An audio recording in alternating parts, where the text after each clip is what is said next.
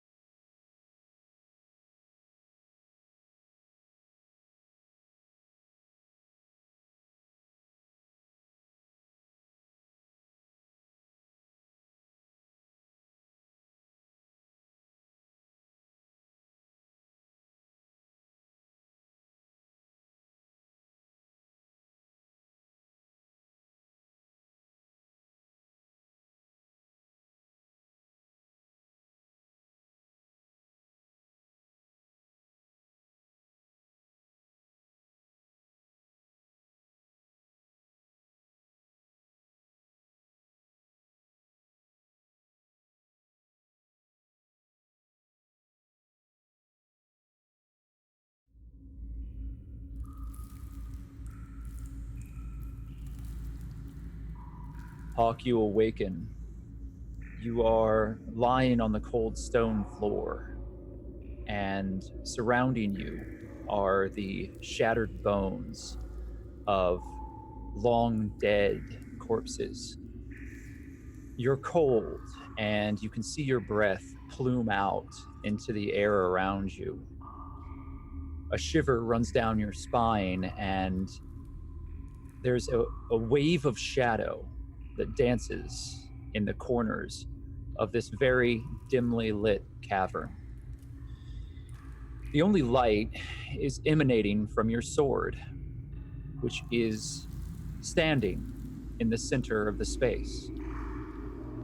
The outstretched raven wings of the hilt sparkle faintly with a strange purple light. The blade itself has been set against the wall and is the first thing that you see when you open your eyes. Echoing far in the distance, you hear the cry of ravens. What do you do? I'm gonna take a deep breath, and I'm just gonna put my hand on the hilt and try and open myself up to her. You pull yourself off the ground and move towards your sword. And as you do, you hear behind you a stone shuffle across the floor. You're not alone. Oh yeah, I immediately grab my sword and turn around at the ready. You hold your sword in front of you, and it hums with that strange purple light. You feel the presence of your patron close at hand. The emptiness, the cold, and the shadows around you continue to swirl. The cavern pathway in front of you, now that you've turned, has a single individual standing within it. She glows with a strange internal light. It fights against the shadows around you, and her form is illuminated in a way that prevents you from seeing her features for a moment. But then that shining form flickers, and the shadows around it begin to dull. And you see Juniper.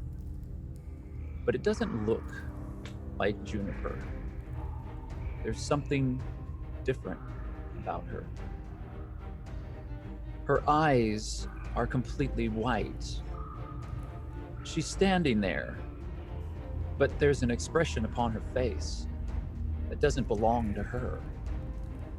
I'm getting kind of lower my sword, but not completely. June? You shouldn't sneak up on me like this. She steps forward, not saying a word, and places her hand on your chest, on your armor, gazing deeply into your eyes. What do you want? The very thinly veiled smile upon her face melts away, along with the rest of her skin, and she shifts. Her body contorts, and as her face melts, she looks at you. Skeletal, rotting. We aren't done with you yet.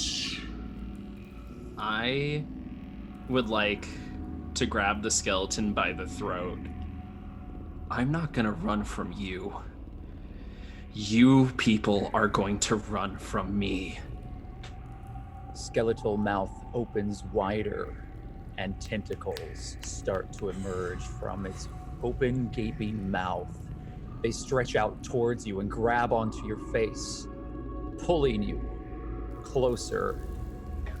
What I'm gonna do is I'm gonna take the sword and I'm gonna reach around and I'm gonna try and plunge it through the both of us.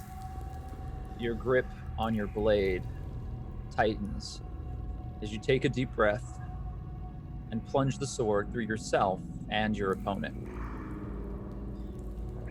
It shatters through bone, and then you feel it break your armor, piercing through it.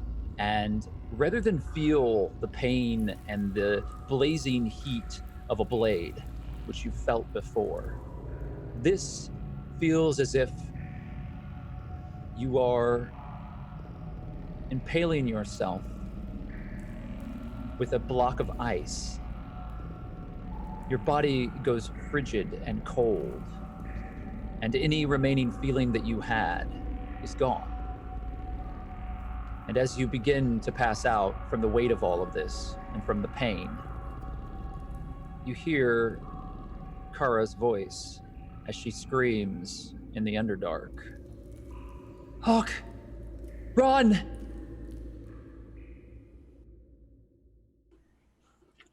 And then you find yourself standing along with the rest of your companions, knee-deep in the shattered remains of the bones that have fallen with all of you down into this cavern. There are the burnt remains of these strange egg larvae surrounding all of you. There are an entire network of cavern entryways that spread out all around you. Okay, so what are we gonna do? Are we gonna listen to whoever's up there, or what plan of action we're going to take? Because if they're about to come, they're about to come now. I think we should listen. I don't think they've figured out we're down here yet. I agree with Fabian. I think we should just listen for now, and maybe try not to blow anything up. Who's Oh. Fabian? Who's Fabian? Oh, I mean, I'll get Can I Hmm? insight check Juniper? Yes. Go ahead and roll an insight, please. I'm gonna do it. That's Take rude. Shune's like, oh. A 6, so. There, she seems off. Oh, With a 6? Okay. Well, I didn't say that that's accurate. I just said that to Hawk, she seems off. Oh. oh no, I can see another fight Juniper. coming. Are you feeling okay right now?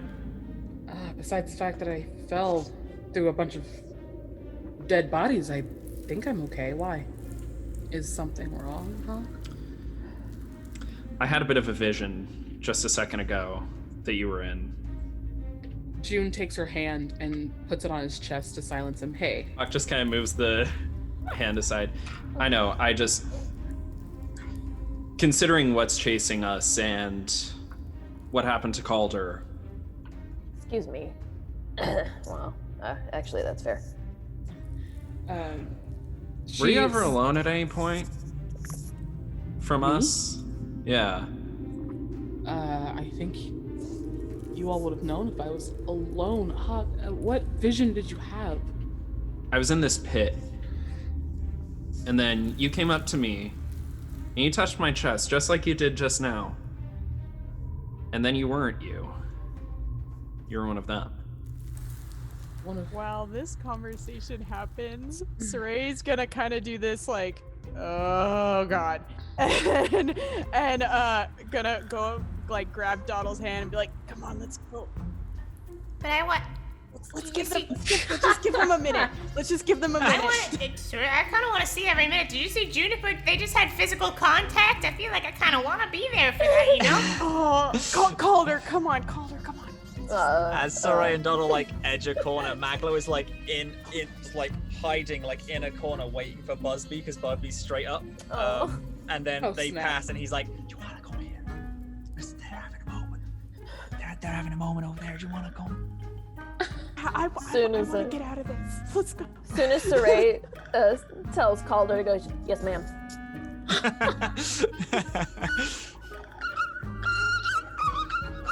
Calm down if you found someone.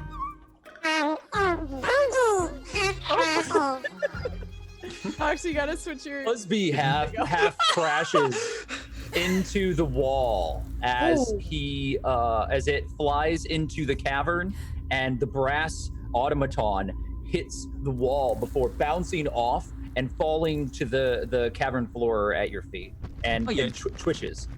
Dumb bugger. I want to check. Is he all right?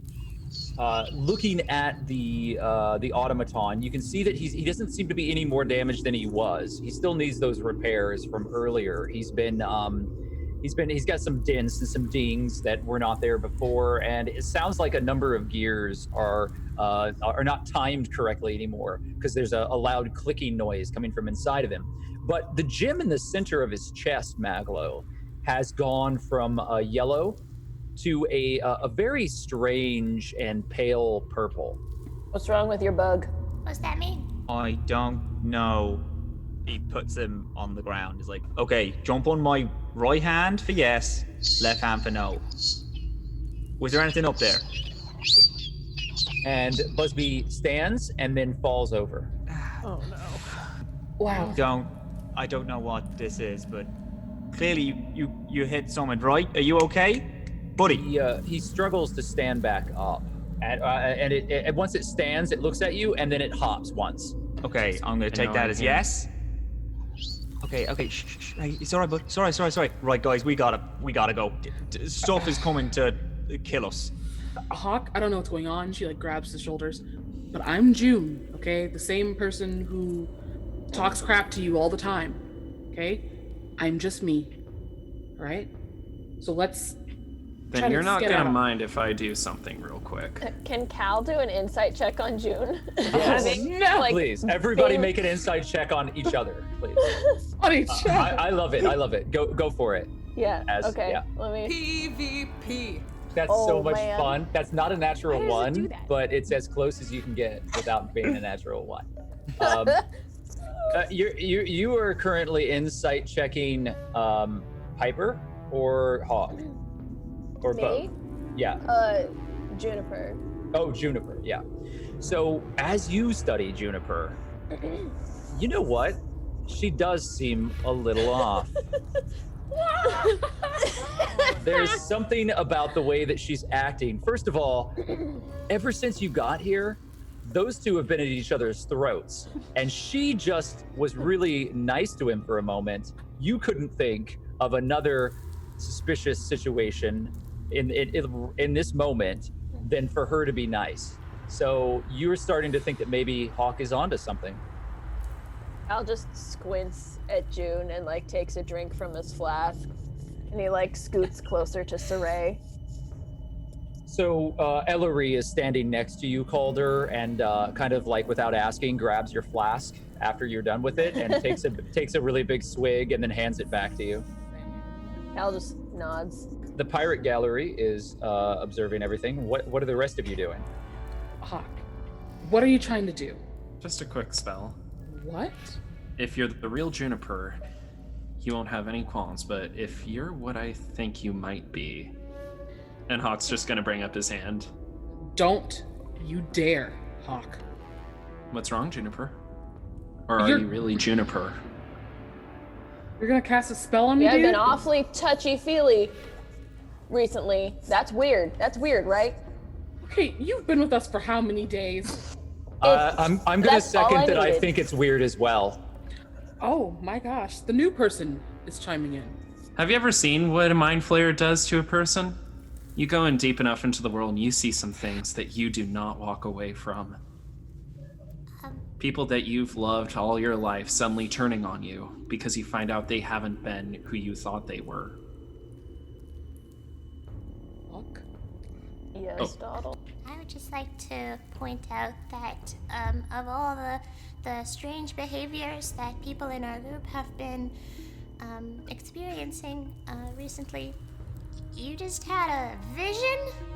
I feel like we are not addressing that, especially when in comparison to the way you have been treating June. Thank you. Oh, my goodness gracious. You're welcome. Would it not perhaps be likely that creatures who are able to control people's minds might be putting an idea in your head? Cal's eyes go really wide and he looks at his hands. Like, Let me put it this way. If this spell, if Juniper is Juniper, then after this spell you will have my fullest apology and I won't bother you again. Alright? Yeah, Toddle? May we perhaps do this later when there is not an immediate threat both above us and beside us?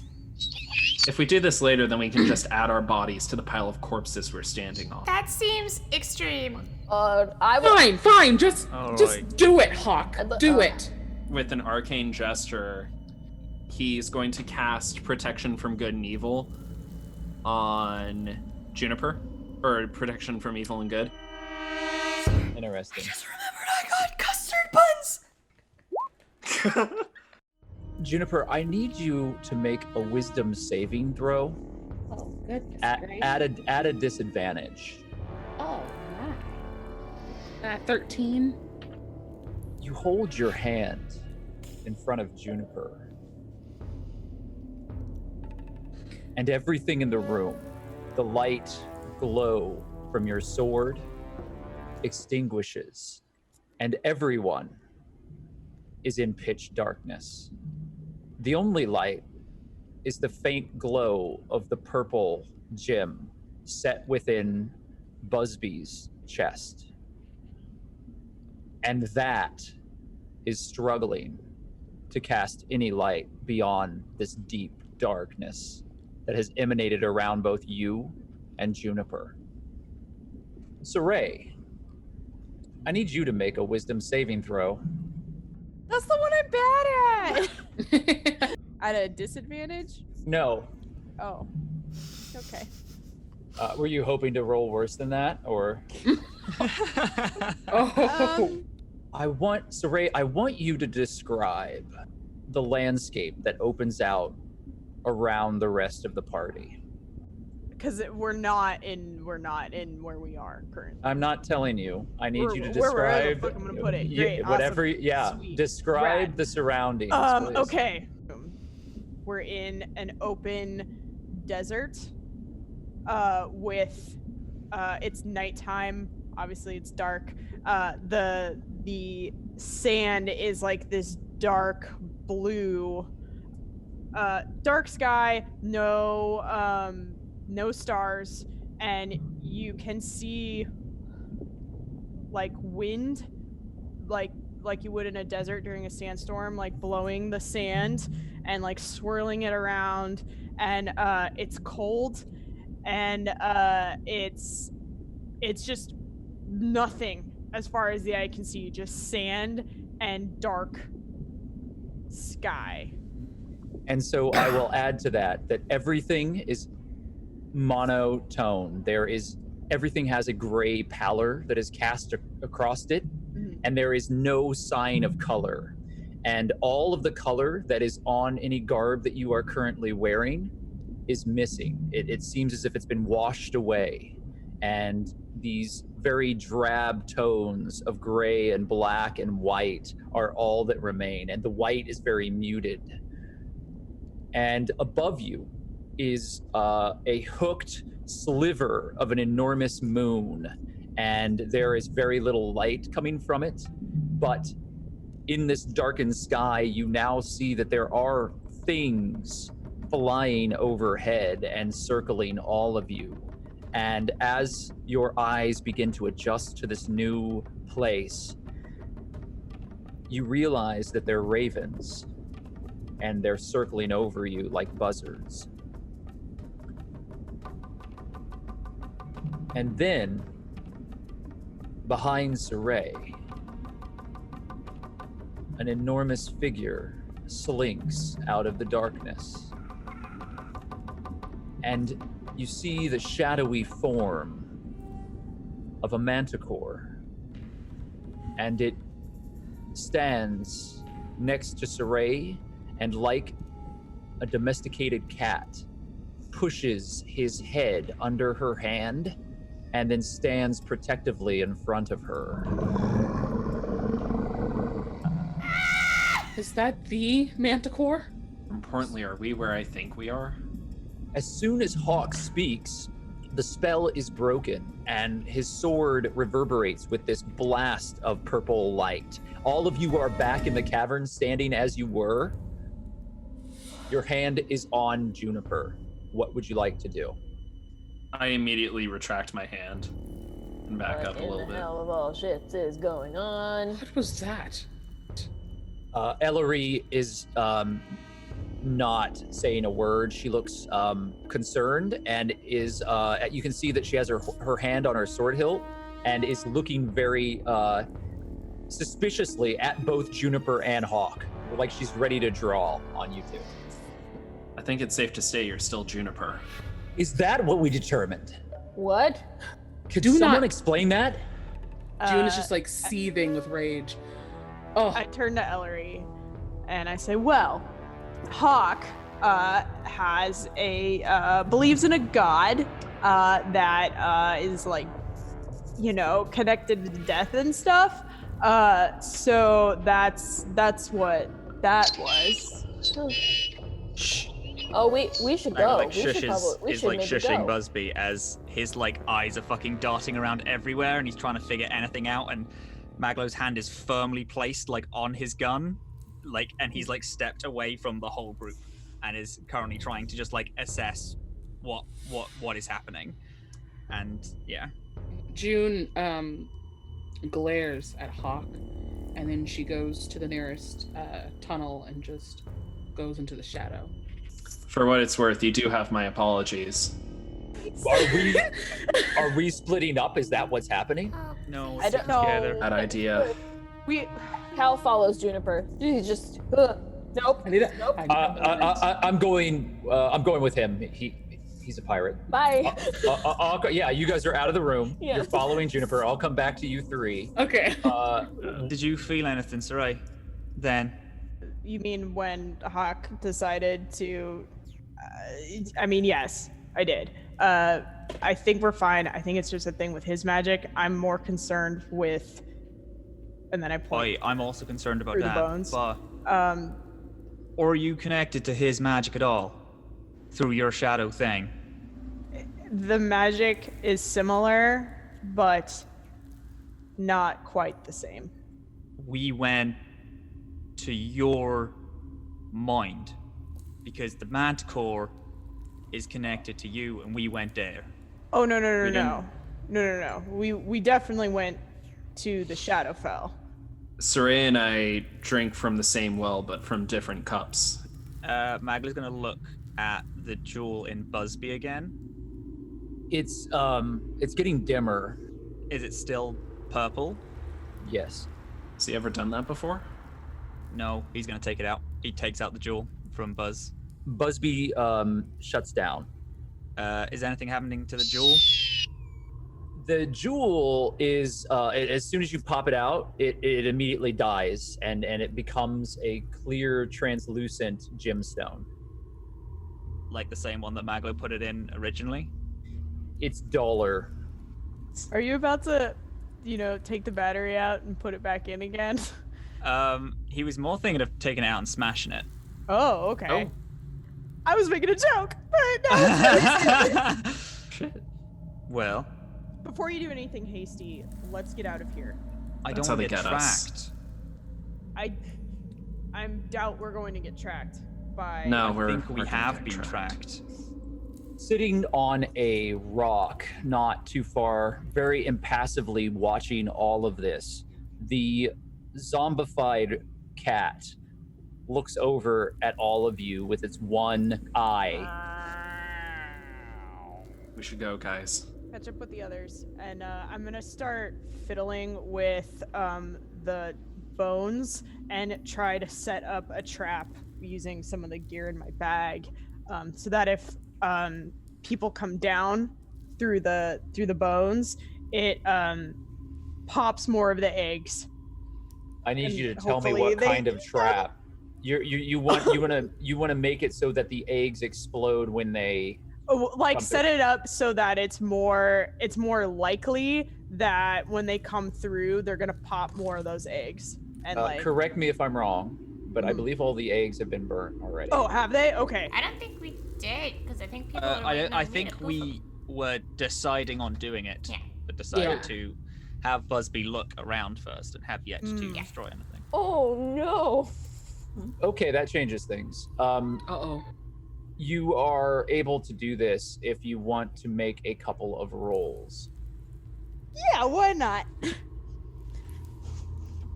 So we're gonna leave. Does MacLeod have enough in his bag for a bomb? Yes. Does he? It's gonna tap a lot of your resources. I mean, you're getting pretty wild and loose with the components and things that you have, but yeah, you have enough to build a bomb. Strange, think You- it'd be more worth it if we make a tripwire. Yeah, I and we will attach to remind some you kind of bomb. that some of your items you had left with the wagon, some of the heavier, bulkier equipment that you had with you. So you're not necessarily carrying some of the ancillary items that you had gathered so far in the campaign, but you do have your basic equipment. For instance, I don't believe that you're dragging that the clockwork No, dragon no, around. That no. that box is on the cart along with some of your other things. I'm gonna turn to Maglo and be like, that sounds like a great idea. Mm. And I'm gonna help Maglo set up a trap, like a tripwire.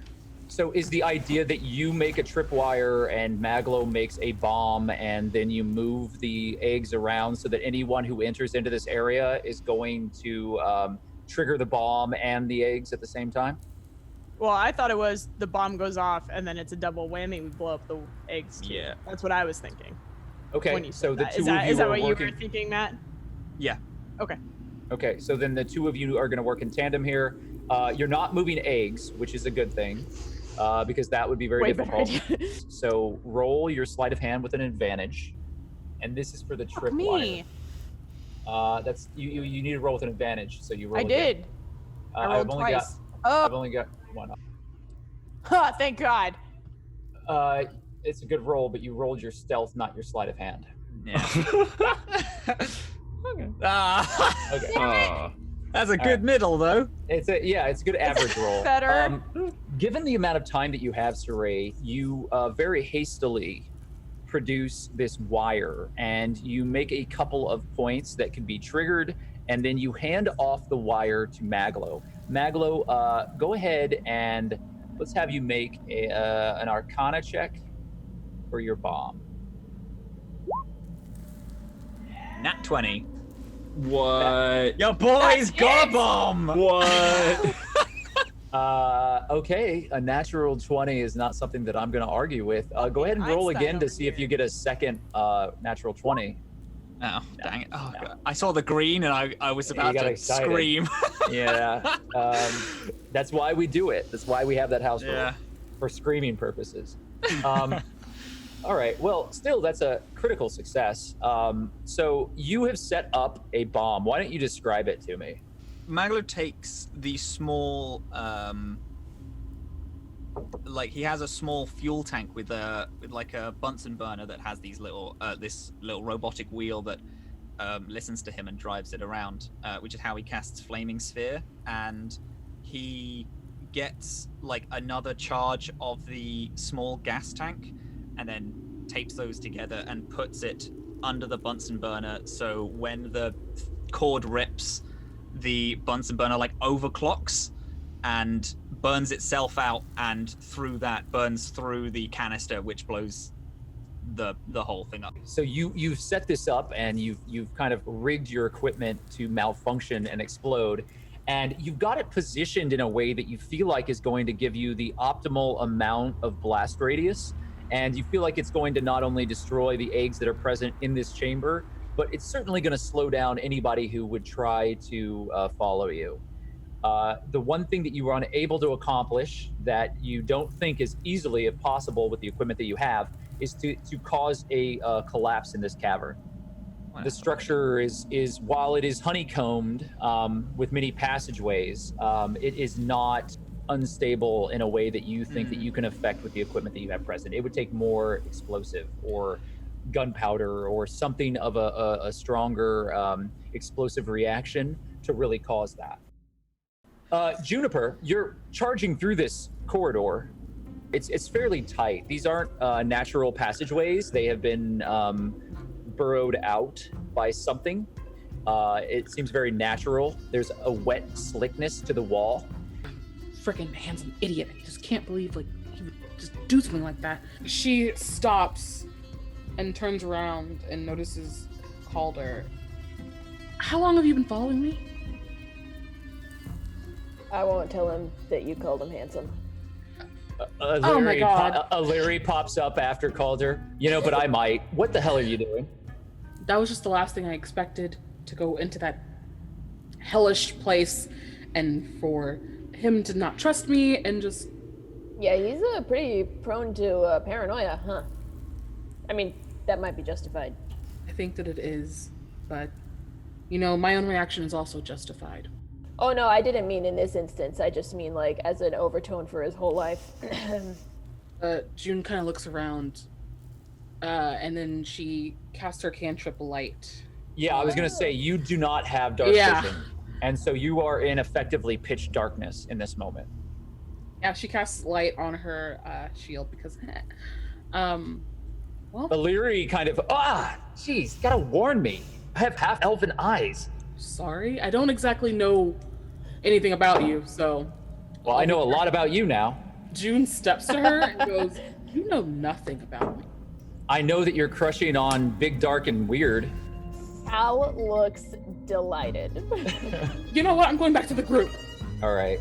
Look, I know I just got here, and this may seem strange, but I hope you are not going to run out of alcohol anytime soon. I've never run out of alcohol in my life. Good sailor. Illyri kind of walks down the passageway. She's different, Calder. Like her dress, you can tell that she is she's a sailor, but there's something about her. She doesn't look elven in the same way that other elves do that you've seen. There's something kind of strange about her, and she always has kind of the smell of the ocean. Like she smells like salt, and you don't think that's just a pirate thing. You think that might be something to do with her. She has that pink hair, and when you've been on your travels, you have noticed, and you don't want to make assumptions, but you have run across sea elves that have similar colorations, and you're starting to wonder really more about who this person is and how she came into the group. So you watch as she walks down the corridor, and you're here in the darkness by yourself. I need to make it for you. I'm gonna roll a perception check. Oh. You hear something further down in this tunnel, and it sounds like a tapping noise on stone. Like the way that we were going and have now turned away from? Yes. Oh boy. It's very oh boy, oh boy, faint. oh boy. It's very faint. It seems to be far away. Does it sound like creaturey or something? It doesn't sound natural. It's not just like a stone dislodging. It's something moving. He's just gonna squint at it for a second and go, oh, nope. And then he's gonna run up to Juniper and like, hey, there's something making a noise back there.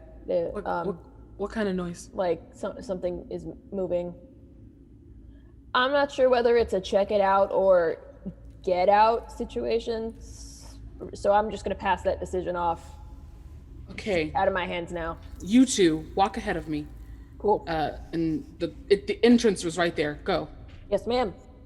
She comes back into the cavern where everyone else is, and God, she hates to do it. She grabs Hawk by the hand and goes back into the tunnel. Every time she steps over, Mag is like, watch it! And then pointing at the tripwire, and he's like, please be careful. That will kill literally all of us. Yeah, he's been busy. Go ahead setting up and his make bomb thing. an acrobatics check. Oh No. Both of us? Yeah. Oh no, you don't. You can roll with an advantage, Hawk, because you've been watching this happen. Oh, I'm still +0 on that. I'm scared. Yeah. That's a 10. Oh no. Can I? You took the clumsy boy. Since I'm no. in the room and I see it, can I attempt to like if I see them about to like step on the cord, like push them or like Yeah. maneuver Yeah. them out of the way? Mag's thank gonna use a God. flash of genius at what was June's roll? What is June's roll? No. Crit fail? No. It's Oh, fine. jeez, God. good. It's fine. It's a 5. Oh, that's still bad. He's gonna use a flash of genius anyway, which only ups it to a 9, but it's him yelling. Do you want to? I'll allow you to spend it on anyone, Maglo. So you could choose to use it on anyone in this situation to make this situation better. Because the way that I see it is, through yelling, you are making everyone more alert. And I don't want you to roll sleight of hand, Saray. I want you to roll your athletics. Oh, okay. Woof. So scared. That's a 24. God. Where do you want to put your flash of genius, Maglo? The flash is still gonna go on to June to try to raise it up so it's not so to low. make it raise it up so it's not so low, hoping that Saray is going to also do some shit to make it all a little better so it doesn't go. Is anyone doing anything else in this moment I'm holding that it hasn't up. already announced? Busby will Saray cut grabs the me, wire. I'm just like, Busby will Hold cut and hold the wire because Because Magler's You still Busby, working on it you in a don't minute. have I'll Busby say that anymore. it's You not- killed Busby, Busby. Oh, yeah, 'cause he's out of power. Oh, fuck. deactivated. Yeah. You took his power source out, so Busby is not activated. I have ruined everything. Calder, tell us what you're gonna do. I use an acrobatic sailor boy. Maybe can I Yes. yoink somebody? Maybe. Yes, use athletics, and then you can Yeah. pull somebody back into the cavern. That's great. I don't So know here's I what got. happens. Hey. Maglo starts shouting, and Maglo, you immediately you kind of mentally command your automaton, and then you look down and you realize that Busby is deactivated. And then you look back up, and what you see is Saray shove Hawk over the wire into the tunnel as Juniper and he are both dangerously entwined around one of these cords. And she shoves him so hard that he flies through into the tunnel, off and away from the wire. Juniper, in the meanwhile, is almost spinning directly into this wire, and you see Calder notice it and then reach out and nonchalantly grab Juniper and pull her back into the tunnel. And so what ends up happening is June and Hawk are both lying on the floor in this tight tunnel. They're not lying on top of each other, but they're pretty close to each other. And Hawk is Hawk is like face down in the dirt, and Saray is just standing there with her hands out as like you see that wire just vibrate very, very slightly. So much Maglo stress. is full on gripping the wall. Like, I feel like something just happened. Yeah, Can Doddle. you do something? Yes. So they're lying beside each other right now? Oh my god, Momo. Yes. Okay. Can I use prestidigitation to just go like, boom, beside one of them in the hopes that they just. Oh god. Oh. Yes. You cast prestidigitation from your corner, firmly away from the wires. You no problem with that. I will. Let's have wisdom saving throws from both Juniper and Hawk. Oh jeez. Darn. 11. 7. Yeah. So I will say, since this isn't like a fear spell, it doesn't really like scare you so much as it startles you. But Hawk, you do kind of jolt as you hear it right in your ear. Doddle, what does this boo sound like? It's not gonna sound like Doddle, it's just gonna be like a whisper. For flavor, it could actually sound like Dodalia going boo. Hawk just like immediately. So already you're surprising him in a tunnel where like all his trauma happens. So Hawk is just going to immediately like hold his hand out to push her back and like has the sword ready, just like fear in his eyes. Wait, to me? Right at to Doddle. Oh. Like in the direction You of where don't. the boo came from. You turn and you point your sword, but Doddle's all the way across the room. And it doesn't really, like, I would say that you turn and there's nothing there because it was just prestidigitation. It created a little illusionary noise right by your ear. Okay. So you do whip around Did where June it should be hear and this? nothing's there. Yeah, everybody heard it. Oh, then June totally like jumped behind him and was like, ah! That wasn't just me. That wasn't just you, dude. She's like front to back on him and she like pushes him. Oh, Hal God. sees this and just, he promised he wouldn't tell. All right. Calder, you feel like there's something important that you're forgetting about, but you can't quite put your finger on it. Saray, Shit. you hear shuffling from the caverns above. Maglo, you also hear something. We need to go. We need to go right. Yes, ma'am. I agree. Open, Is this set, Maglo? Alright, yeah. Okay. Just we- once. It'll properly be set when we all step inside of the tunnel, and then I will properly set it. Okay. We need to go now. Okay. Okay, cat. Okay, let's walk and talk. Okay, Hawk, you first. The cat is looking up. Oh, no. More of them. Let's go. Maglo like rushes June, everyone inside the pencil tunnel dives entrance, and in then the tunnel. bends over and pulls the pin of the thing, so it's now readied, and then it's like, okay, let's go. Wait a minute, it wasn't readied. I mean, Uh-oh. it was. No, it was ready. It was like we went through all yes, that it was and fully wasn't readied. It was fully Yeah, ready. okay. Yeah, but he I just, understand fine, what you're saying. he just like tinges it just to make sure yeah. that it's tight and it's all good and fine and. As Maglo makes like the final adjustments and the cat fucking meows and looks up, I'm just gonna roll my eyes, pick up the cat, and I'll be like, just give us a sec and we'll go back up there and I'm gonna physically pick up the cat and bring it with me because I know that this cat's not gonna fucking move otherwise. Yeah, its flesh is really desiccated and dry. And- You're right, I forgot about that. You reach in and you're like touching its spine and you feel maggots crawling around on your hand. And Sorry. the most disturbing part of this situation is that the cat starts to purr. No. I feel like my hand is probably like partially in its like gut Yeah. as I've like picked it up. And like, yeah, oh man, the purr, so like the whole fucking cat is vibrating. just let's go.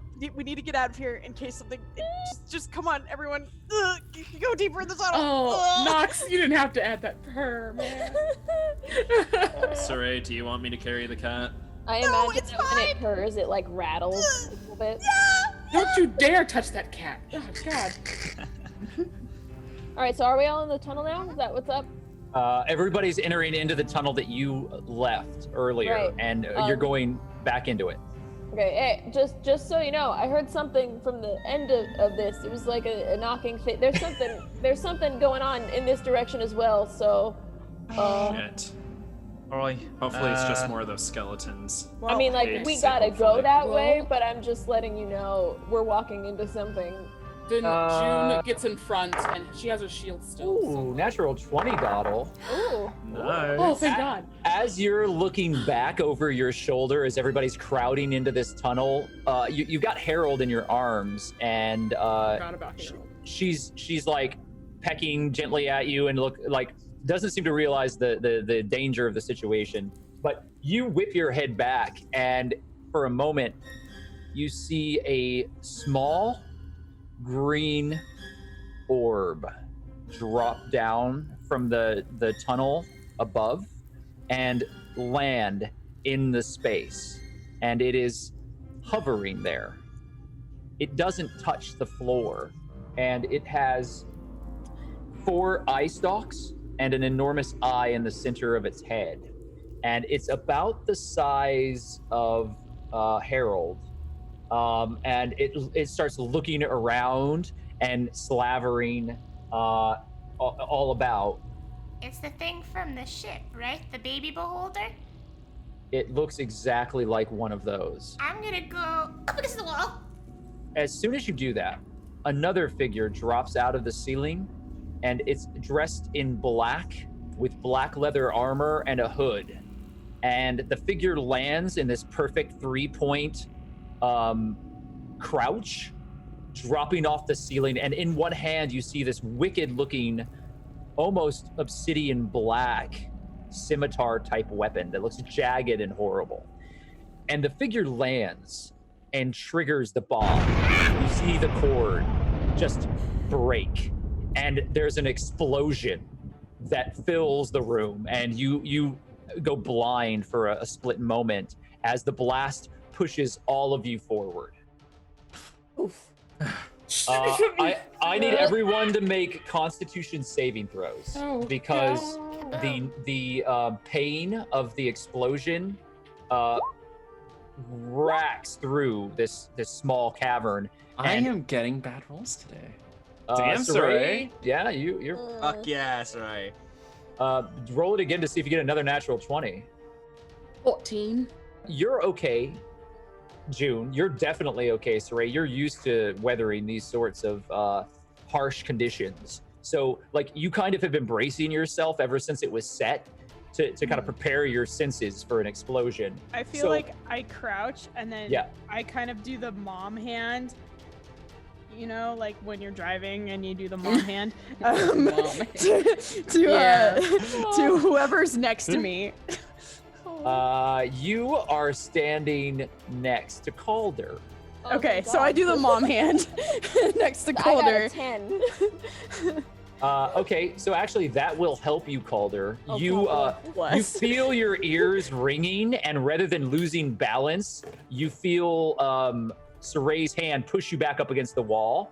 And even though you are currently deafened and will be for a number of rounds, you're not prone, so you haven't dropped to the ground. Oh, bless. Yeah. So how did you do, Dottle? I was 18. I think you said 18. No. Yeah. This action is. I'm the going Japanese to food. cause like a small version of like a baby duck imprinting on Saray now. Just like this is my mother. That's so Yeah, cute. Dottle, you kind of duck and cover and protect Harold, and even though your ears are ringing, you are not prone. You're going to be deaf for a number of rounds, so you can't hear anything other than the ringing. How did you do, Hawk? Bad. Let me see. I got a 5. A 5. You got a 5. Yep. Okay, so Hawk, you are knocked to the ground, and you are deafened and prone. Oh. Ooh, Uh, better add those. MacLeod, how did you do? 17. So you are not Eight. knocked prone, but you are deafened. So you're going to be deaf for just a few rounds as the ringing of the explosion kind of rocks through. So I'll let you know when that resolves itself. Everybody but Saray is affected by that part of it, but only Hawk is knocked to the ground. And Ellery is also like holding her ears, but isn't knocked to the ground. Where were you in the lineup, Hawk? I was the furthest into the tunnel Okay. because I was going first. So you are face down again in this tunnel, and you're lying there on the ground, and there's this Poor Hawk. there's a wet slickness on this part of the tunnel, and you pull your hand up, and there's this like sticky mucus that accordions out from your hand on the stone floor. Does this look familiar to me? You've seen a lot of really disgusting, gross mucus, but this is very similar to the composition of the eggs in the tunnel behind you. I'm gonna try and get up from prone. I think there's more eggs. Okay, only Saray hears that. I turn and look. What? I am assuming that I was like the further, because I saw all that stuff. I'm like the last one. Can I turn around to just try and make sure that the bomb did its job? Yeah, I would say that MacLeod and Doddle were the last people because Mhm. MacLeod had to set it in Doddle. Agreed. Mags is also like soldier mode is on and he readies his rifle and is now aiming down for the smoke to clear or for someone to walk through. Yeah, there is a thick, heavy, acrid smoke that's filling the space, and you cannot see through it. Everything in the room, as this smoke kind of wisps around, there's only these silhouettes of mounds in front of you. Do you wish to stay until the smoke clears or to investigate? I look at Meglo for direction. MacLeod not being able to hear is remaining entirely focused until his hearing comes back. Mm-hmm. Trusting that there's people behind him who's looking out for things behind him. He's just gonna Okay. he's just aiming down sights. May I? waiting for- Okay. May I prepare Yeah. a spell? Yeah, you can prepare a spell and have it held if that's what you'd like to do. Yeah, I'm gonna see if there's anything fun and creative that I can do for this. But Yeah. While she's doing that, can I make my way to the front of the group with my sword ready? The first thing that you do, Hawk, is pull yourself up. Yeah. So you're standing, you're no longer prone. You spend the rest of your action starting to move through, but you're really woozy, and you have to lean on the wall of the cavern because your head is ringing. You still cannot hear. Calder, what are you doing? Hawk has pulled himself up and has started to push through the tunnel. I think Cal will follow Hawk, maybe push forward a little bit behind him. Okay, so you're following behind Hawk. Yeah, you're, because he you're- heard something at the end of the tunnel. He doesn't want to let somebody go that way alone. Right, he's woozy as well, and so the ground feels uneven and kind of like it's spongy almost the way that you're walking forward. You know that that's not the truth, but your legs are still catching themselves underneath this explosion that's just happened. Juniper, what are you doing? Being the mama she is, June kind of looks for Doddle and sees that Doddle's all the way down the tunnel. And as her ears are like ringing, she just like kind of pushes her way through to get to Doddle with her shield. And then she doesn't know what's happening, but she sees that Doddle and MacLeod are like at the ready. So she like takes her shield and like puts it in front of her and Doddle just in case. Okay, so you and Hawk are now right next to each other, pushing through to the front. Calder is behind. You come up and you place your shield over Doddle. Doddle, what spell were you preparing? I'm gonna take a pin out of my hair and just a little bit falls over, but there's still tons holding up the flowers. And I'm gonna say some stuff in Elvish and get ready for hold person. Okay. And Saray, Calder has stumbled off after Hawk. What would you like to do? So when Hawk says, I think there's more bugs down here, and I see everyone focus on the smoke, I'm gonna look farther down the tunnel, and I'm gonna keep focus farther down the tunnel for anything while listening to what's going on like behind me. I'm essentially gonna take up the rear, but I'm gonna focus more down the tunnel and just listen to see if I'm needed on the other side. I assume that the bomb's done its job. Okay, so you're going a little further down the tunnel to scout it out? No, I'm not going down the tunnel. I'm staying close to the group. I'm just focusing my attention that sight way. down and my attention down where Hawk thinks there's more bugs. Okay, I'm going to allow you, I'm going to make it for you, but I'm going to make a perception check with an advantage. Okay. Nice. You have a +8? Something dumb like that? Yeah. For your perception. Give it to me. So Yeah, I don't have +8. Baby! Do you scream out baby in this tunnel as okay? But Fabian is very it's excited. absolutely canonical that every single time Saray sees anything, she goes, baby! Oh, this is how we go off the rails. Okay. So Saray, you're focused. Like everyone is behind you, and there's this kind of slow moment where the air in the tunnel has begun to swell with the acrid smoke and kind of chemical reek that is pushing forward from MacLeod's strange mechanical concoction, right? Yeah. And so But I still have the cat. yeah, it's in your arms. Okay, it's in my arm. Oh man. So I'm just like well, all this weird horrible things. I'm not even ready. Still, I don't even have my feel spear it. ready. I'm fucked. You can still feel it purring. You think it would follow you if you set it down. You don't have to carry it. It's been following you before, but it just tells you which way you need to go if you follow it. Okay, but I still have it because everything exploded, so I'm protecting the dead cat. Yeah, it's safe and sound. So yeah, you're standing there. You do not have your spear drawn. It's on your back. And you're in a tunnel, which isn't great for spears anyway. This is a much tighter tunnel than the one that you were in before.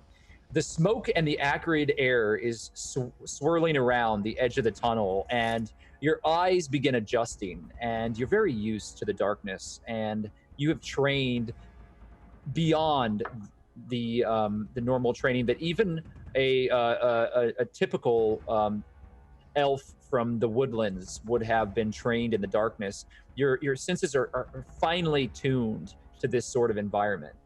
And with that, as your eyes begin narrowing, you see something moving towards you very slowly in the distance. And it's on the ground, low to the base of the tunnel, and it seems to be slithering. Fuck. I'm gonna keep. I'm not gonna say anything because I don't want if that thing, if the whatever triggered the bomb is still alive. I don't want it to be aware that we're sitting here. But I'm gonna. It just seems like one. Or does it It's seem at like least 120 feet away from you. Okay, but it just seems like one figure. It doesn't seem like 30 or 40. Or... It does seem like one. Okay. It is big. Almost as big as the bottom of the tunnel. Fuck. I'm gonna keep watching it, and I'm not gonna say anything yet, but I'm just gonna keep deadly focus on it. Okay. Guess I'll die. I need everyone now to roll their initiative. I am not doing this digitally anymore. Mom, help. Oh, that is 18. Thank God. Nice. Initiative. Okay, so I'm sorry. That was an 18 for Hawk. Yep. Oh, I love you. I love you, Dice. 7. All right, 18. And I'm sorry, who got a 7? June. All right. This is good. This is not, with exception, Juniper, not great, but not bad. That's not like life-alteringly tragic.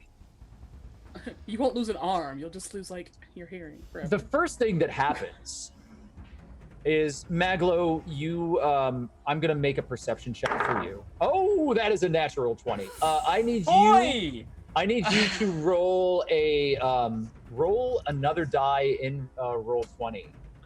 Oh no. Ah, dang it. No. So the first thing that you notice is that the smoke is starting to thin out. It's still very thick. You can't hear anything. So you don't know. It's just this loud ringing in your ears.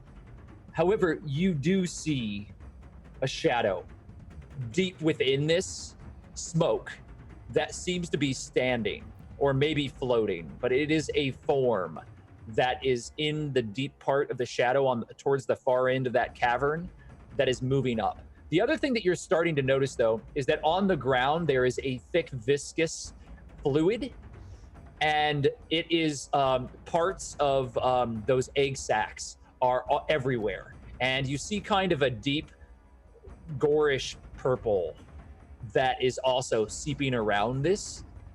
And your nostrils flare, and you realize that you're not just smelling an acrid smell of the explosion. You also smell a very thick organic smell. And I'm gonna allow you, because you got a natural 20, this is a deep cut, but I want to see if MacLeod can beautiful mind this. I'm gonna allow you to make a nature check. 21. No way. Oh, Yeah, you brilliant man. Oh my god. You Oh, realize my beautiful smart boy.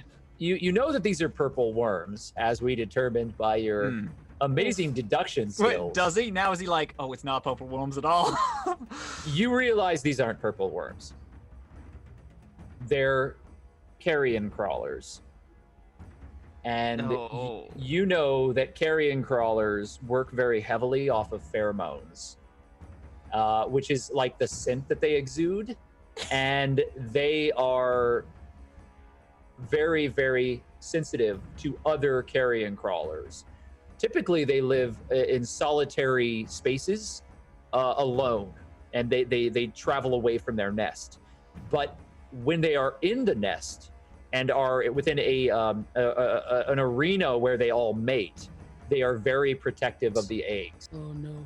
So I'll let you do with that as you will. If you haven't, I would Google an image because. I just did. I mean, now I've got to.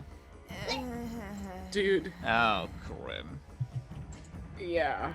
They are disgusting larva type worms with a face full of tentacles and these strange hooded eyes that are very metallic and alien looking.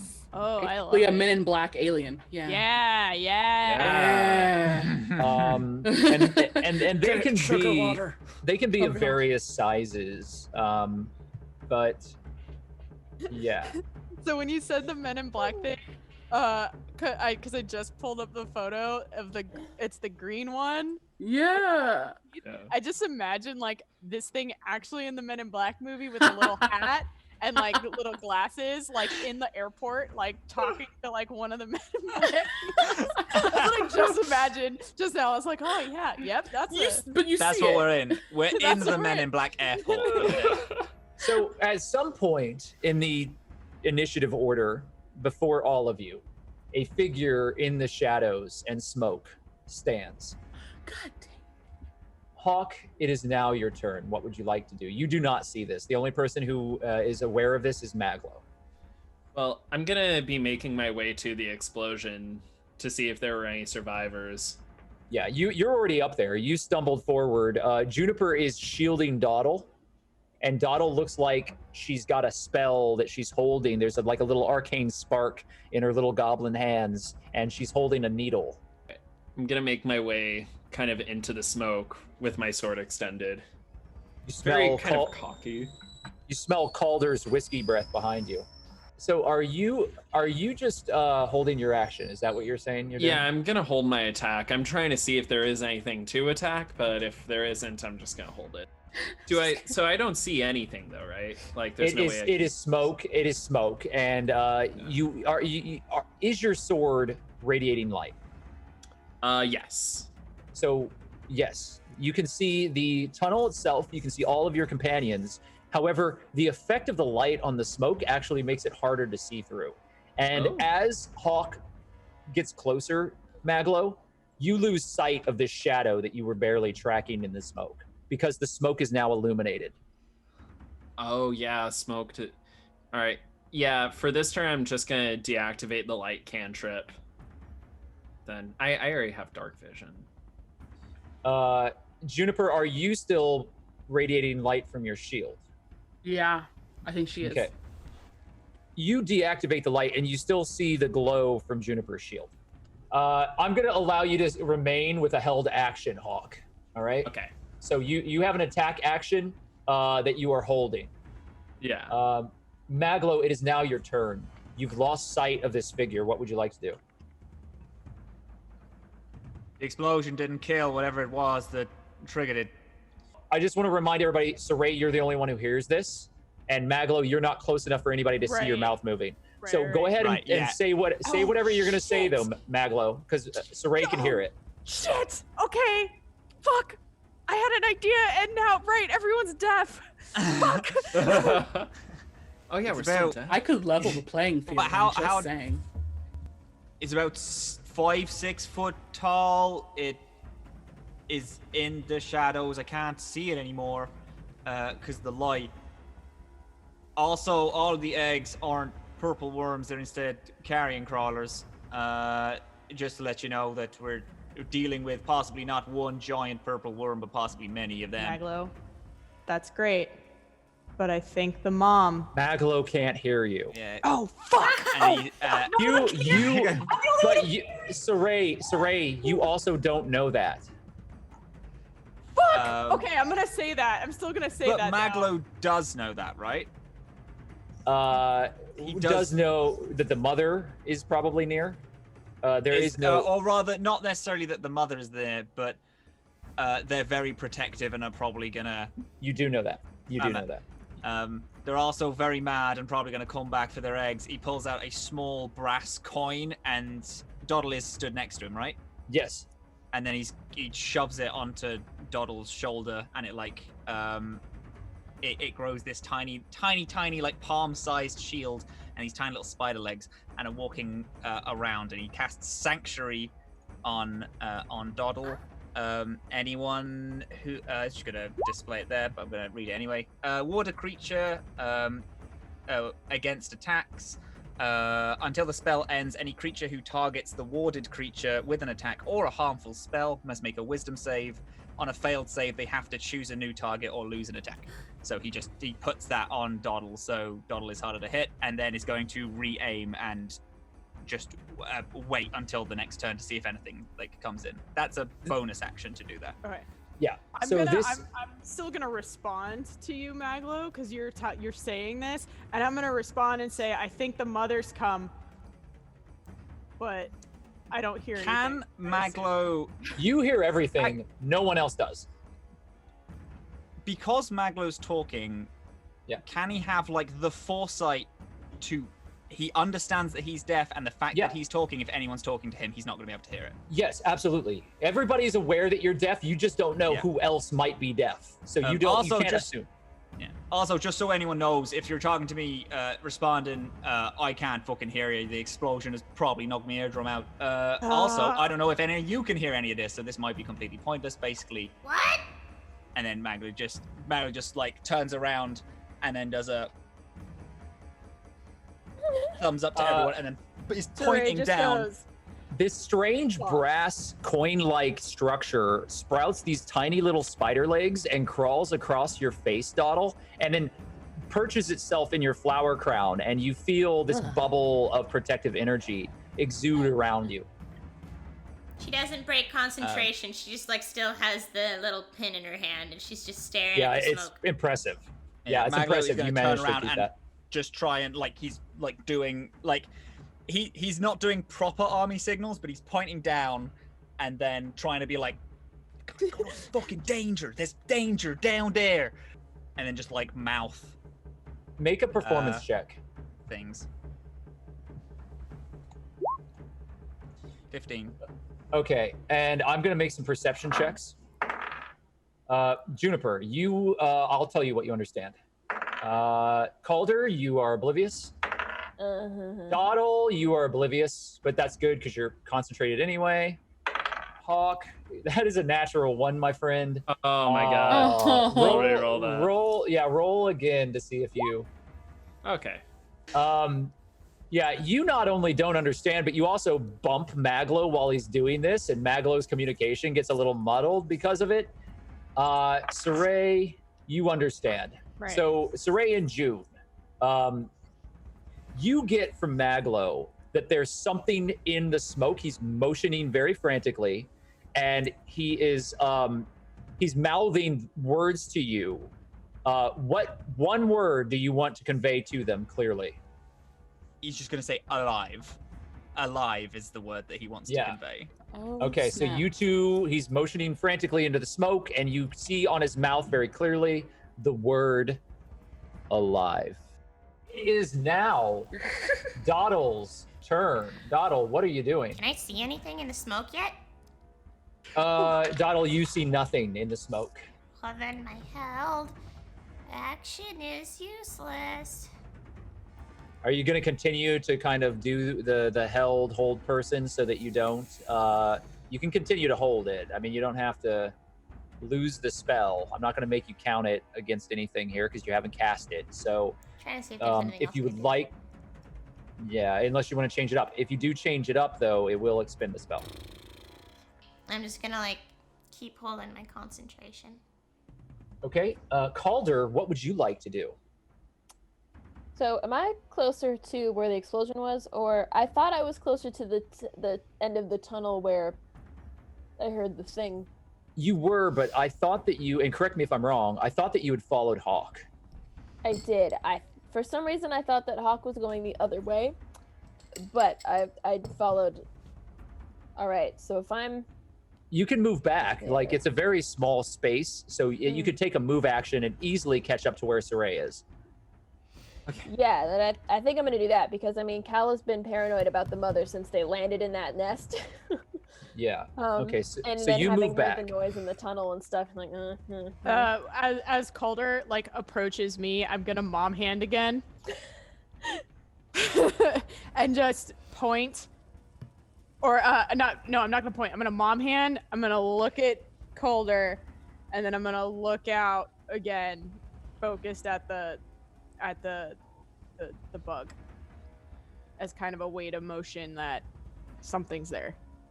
Not say anything, just All right, Calder, you do far, far, far in the distance. It's hard for you to see. You have these human eyes. It's very dark in here now.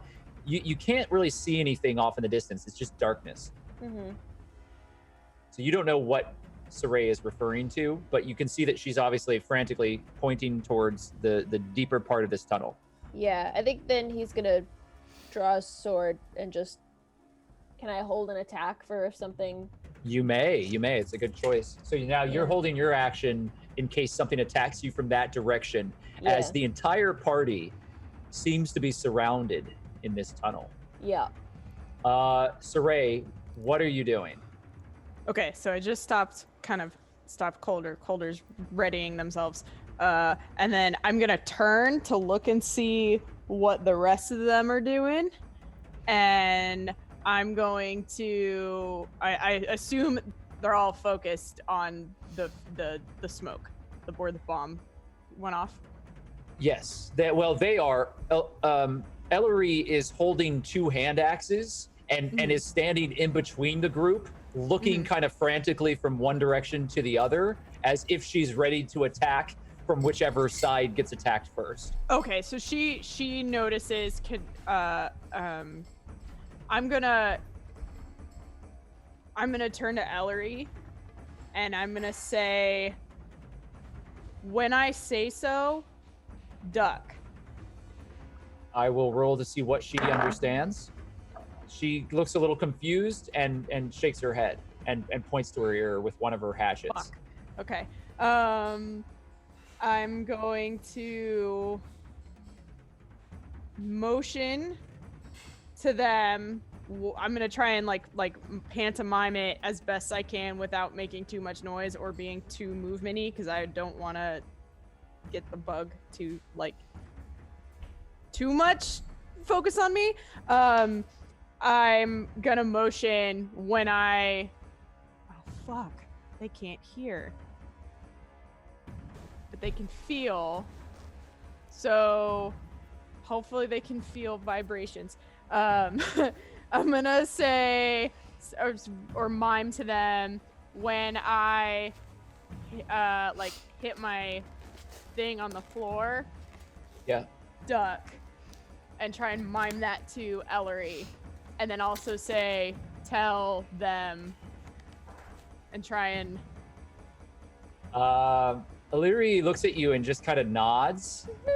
But you don't know for certain whether or not she understood you. Fuck. Okay. And then I'm gonna spend my action. How close is the bug at this point? It is slowly moving towards you. It's probably still about 100 feet away. Okay, It's a distance not, away. It's not charging. It is moving very lethargically, but it is very much moving towards you. Okay. You're starting to realize how big it is. Okay. But it's moving slow. Like it's not ramming speed toward us. Not yet. Okay. I'm gonna hold my action then, and I'm gonna wait and see what it does. Fair enough. Juniper, what are you doing? Fuck. Did I notice the little majigger that MacLeod put on the dottle? Yes. I did. Okay. Well, June's gonna kind of look again at MacLeod and be like, should I go forward? Like point, like should I? I think like as soon as MacLeod like did the alive thing, like looks back down the hall, so like can essentially only see Doddle in the corner of his eye, so he can't He's hear. just looking. Yeah. Okay. June's gonna, at this point, because she kind of had her body, Doddle's body in between her and her shield, so she's gonna come around and get in front of Doddle completely. And she's still crouching, but she's gonna try to walk a little bit towards the edge of the tunnel. You are pretty close to the edge anyway, because that's where Doddle is. Oh, really? Yeah, so you've been The edge protecting edge? Doddle. You're not the edge, but she's about as far up as you can go. It's her and MacLeod. Okay, then she's gonna use her movement to like get right behind Hawk then, but she's gonna turn off her cantrip light. Okay, so you're gonna bring everyone back into darkness when that shield kind of. Just for a second. Yeah. Bear with me, everyone. Okay. So as soon as you do that, I will make some new perception checks.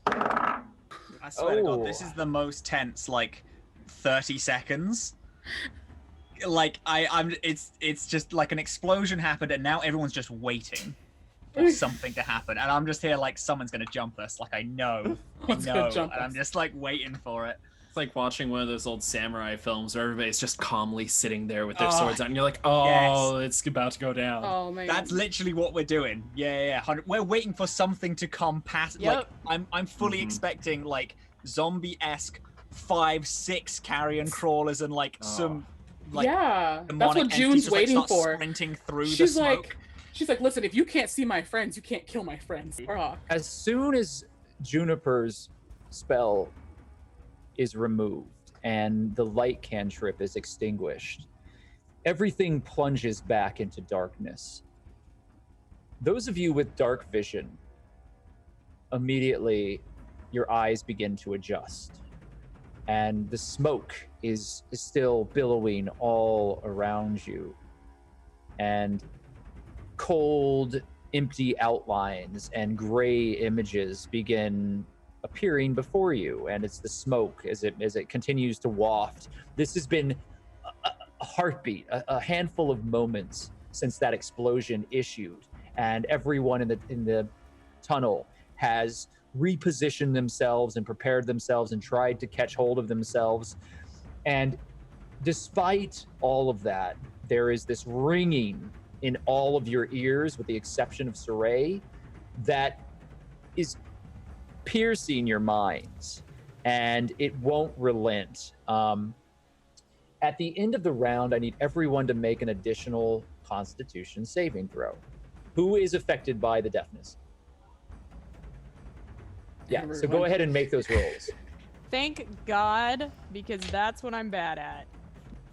Oh wait, no, intelligence. I'm still not great at Constitution either. Oh, yes. yeah. Hey. So, Juniper, how did you do? Dirty 20. Nice. As if on cue, all of you slowly hear the empty void of the cavern around you, and the ringing fades away. And you hear that stale, empty sound from the cavern itself. And there's a slight shifting in the larger cavern in front of you, as now you're hearing kind of rock slough back into place, and the room is still settling. There's a layer of dirt and dust that was blown up off of the ground, and it's still raining down very, very slowly. Additionally, Dottle, you hear what Saray and Calder also hear, which is a clicking noise as something very large moves in the tunnel behind you. And for Saray and Calder, this sound is much more pronounced, and it's getting closer. And it's not loud. It's a very patient, low, and almost insidious as it shuffles back in the far ends of this tunnel in the darkness. With that last light extinguished, Dottle, in the smoke, you see a figure walking towards your tunnel. It is humanoid, and it is moving as if it is unharmed, determined, holding a blade. It's about 60 feet away. MacLeod, you have no means of seeing in the dark currently, correct? Okay. Hawk, you do not have dark vision, or everybody has dark vision except for humans in this game. Is how that pretty much works. Yes. In 5th edition. Okay, so you see a shadow. You think you see a figure. You aren't certain. And June, you do not see anything. It is very dark. Can I use my held action? Both Dottle and Hawk at the end of the turn can use their held action. Anyone can use their held action if they want. You two have a viable target.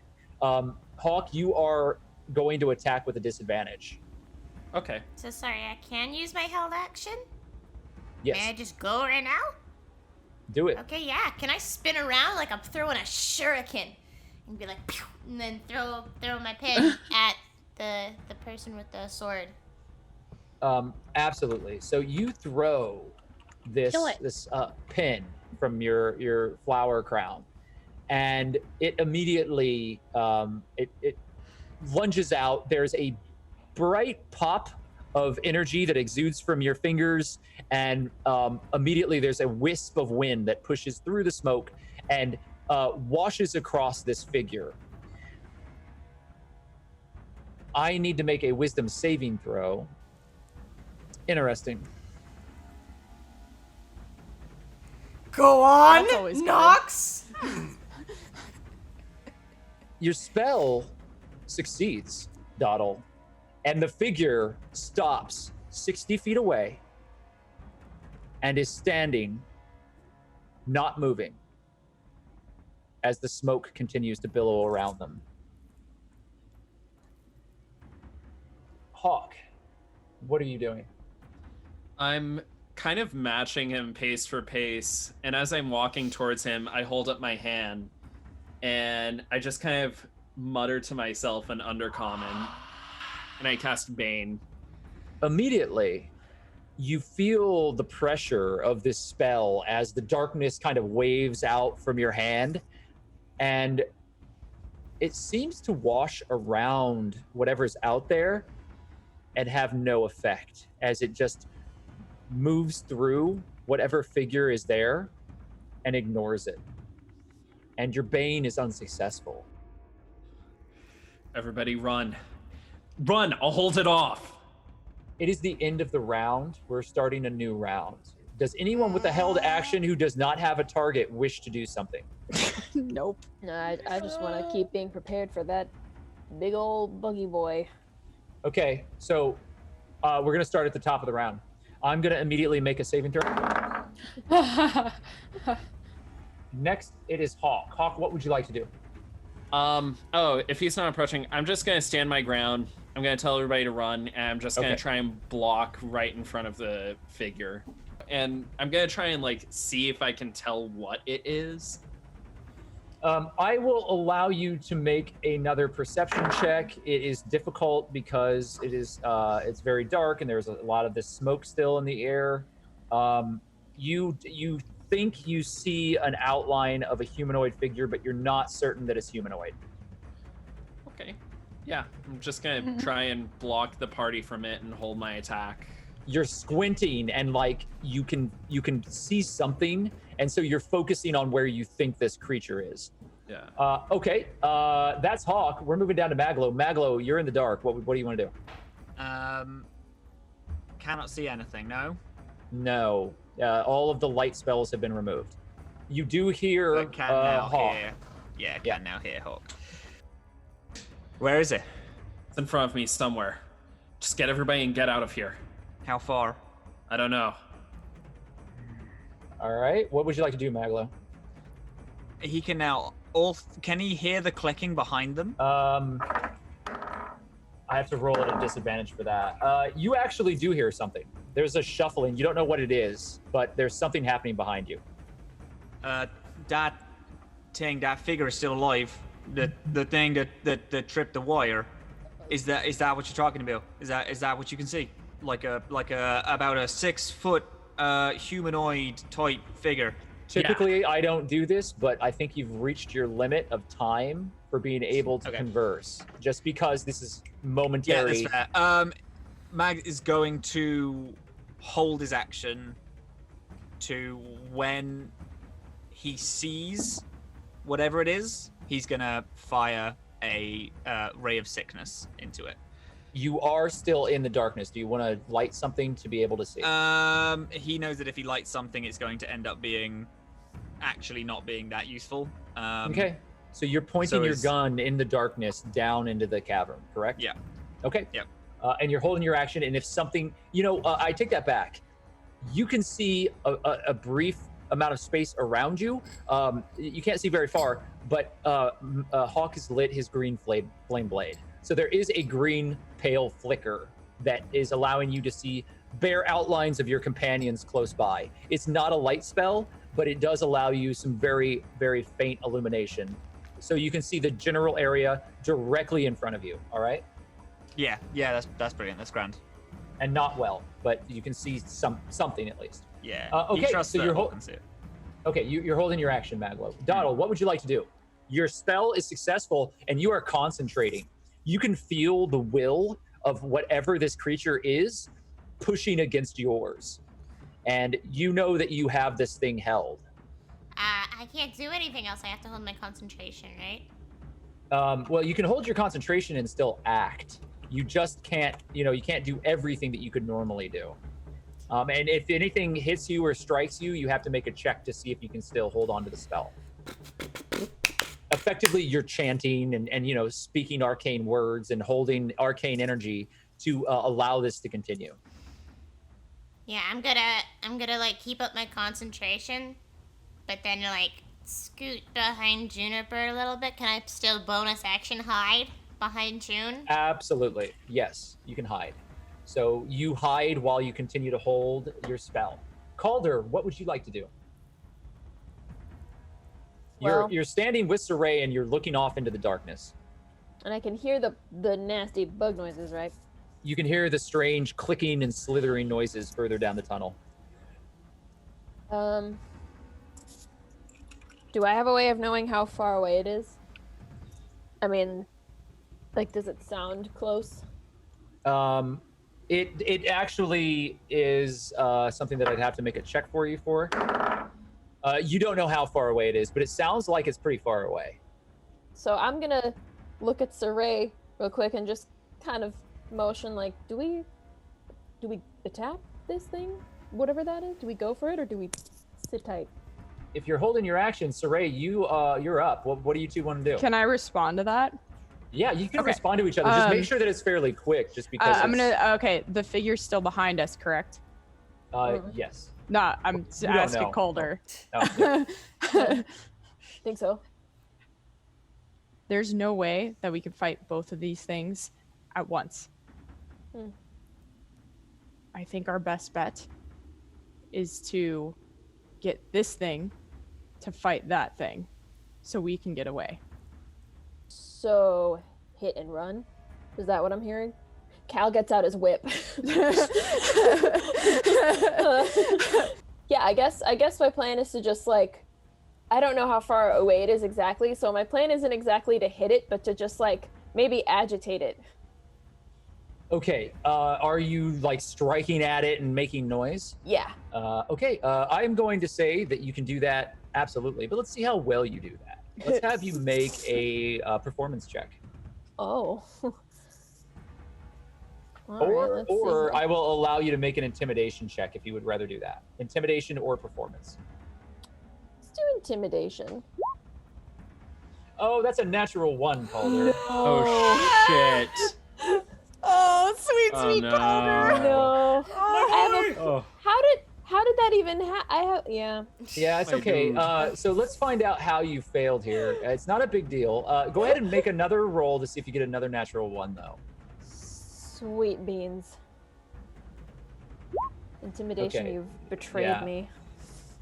So I'm going to say that you reach for your whip, and as you do, you actually grab on to the wrong part of it, and your flask falls out of a pouch once you unfurl your whip, and you throw your flask down the tunnel, and you hear a clatter as it skids across the floor, and the smell of good whiskey wafts into the air around Oh, both of you. that sucks. Oh no. Cal just Wait looks a like minute. somebody stepped on his pet turtle. Wait a minute. You guys. These creatures are attracted by pheromones, which is smell. That was literally my idea. Yeah, I've got like we clocked that at the same time. Like as soon as it was like there is smell, I was like, oh my god. So Cal does not know this or put this together. He is just heartbroken. Top shelf problems require top shelf solutions. Alcohol's the solution. So you do, and listen, your whip snaps out and it's ready for the next attack, but you're pretty much done now. Yep. And whatever you did, though, it does seem to be affecting that creature. Okay, so Saray, what are you doing now? So Calder does that, and I just go. Yeah, there's this loud clatter as the metal kind of skids across the stone deeper I'm back gonna there. turn to check and see if Ellery has relayed the message. She's looking expectantly at you. I can hear now. When I say so, duck out loud. Oh, duck!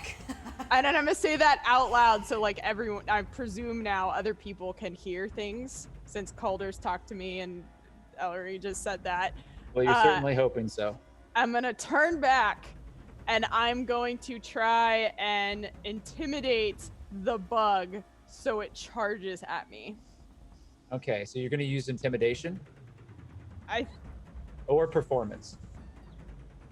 Oh, I would also allow for animal handling if you wanted to do something bonkers. What the? Okay, let me see. But you'd have to explain it to me in a way that would make sense. Handling, intimidation, and what was the other one? Performance. So like Ooh. effectively that you're either making noise, you're trying to anger it, or you're trying to control it. I'm gonna use animal handling, and I'm going to. So, is there anything around me? Like, is there like another egg around me, or is there like a dead body of one of the little buggies around me, or? No, there is a lot of sticky web-like mucus on the floor.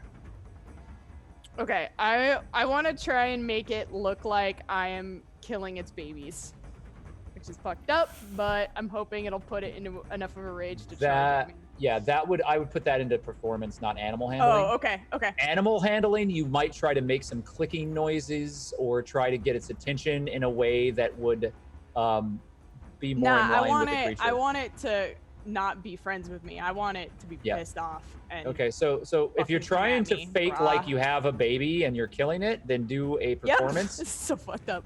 Sorry, Buggy. Fuck me. All right. Okay. I'm gonna like wave my spear around like this and just try and look aggressive, like, come on. You've made your performance check, But and you don't. Let me see what. Interesting. Okay, so you don't know what effect this is having, but the creature at the far end of the cavern, between this and the flask of whiskey, is definitely agitated. But it also seems a little confused.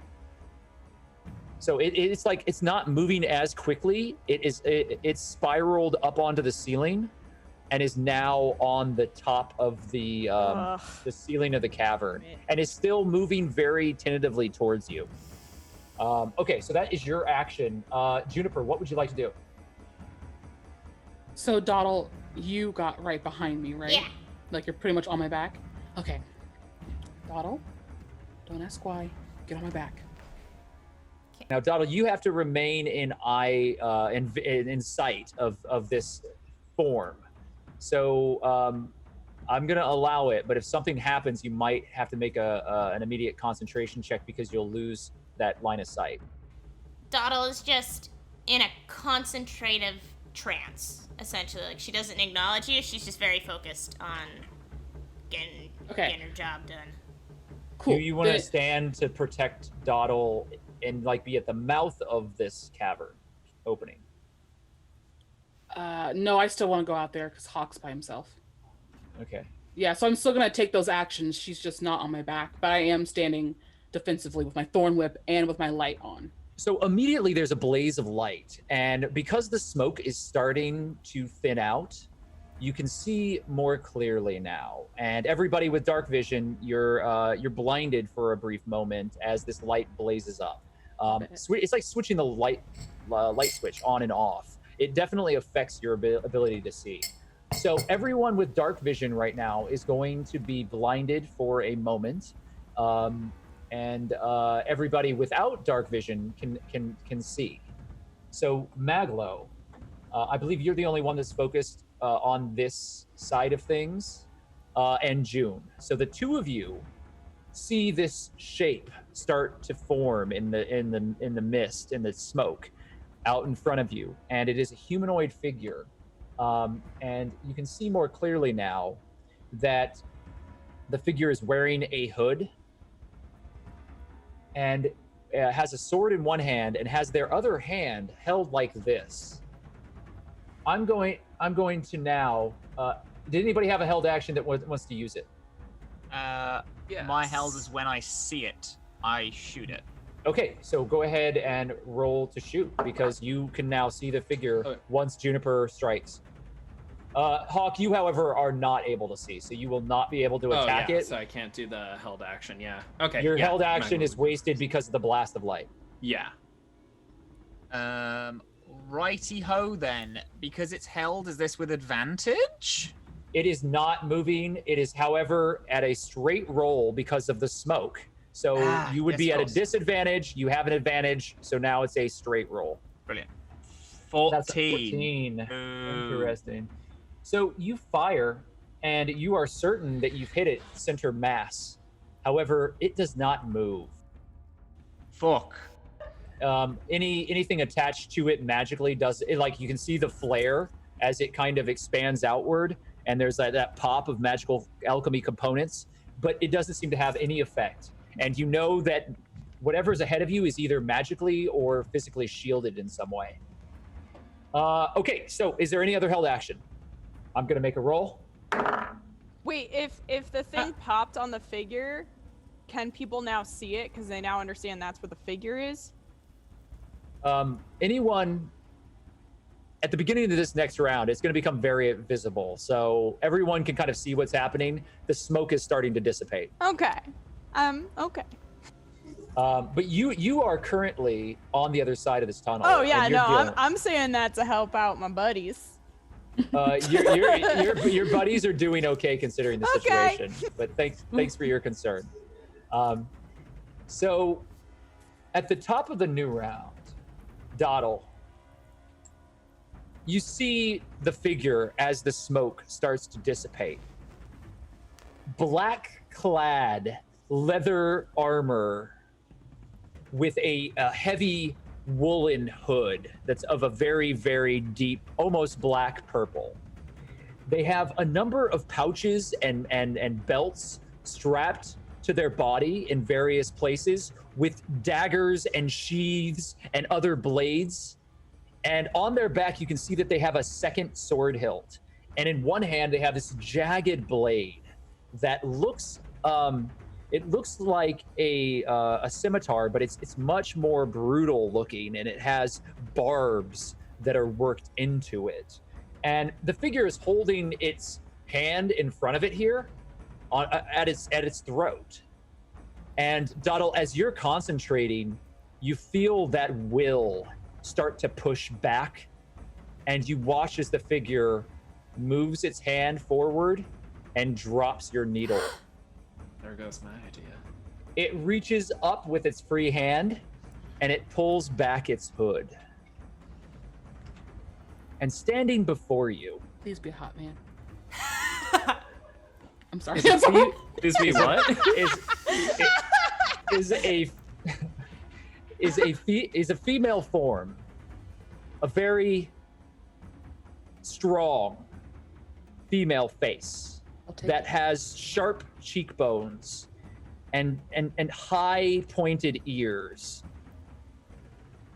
Their skin is a translucent white that is interlaced with deep purple veining. Their eyes are completely stark black, and their hair is fully and completely white. Whoa. That's what I think. The figure looks at you, and Doddle, you would probably be one of the only people that is present in this side of the tunnel that would recognize this as a drow. So, Hawk, you, when the smoke clears and you see this, you know what you're dealing with. And Doddle, you know what you're dealing with. The drow are very dangerous. They are, as a culture, they can be very, very cruel. Strangely enough, however, you've met in your previous life, Doddle, a handful of drow, and those drow were not those that dwelt beneath the earth in this way. There was a fissure and a split that happened between the elves many, many, many centuries ago. And it is a long and bloody war that has embroiled the elven people. This drow smiles viciously at you. There is a flash of green light, and 4 orbs of light emerge from the fingertips of this drow woman as she holds her hand out, and they work their way down the tunnel, and they begin moving about erratically, dancing and spinning in the space around you.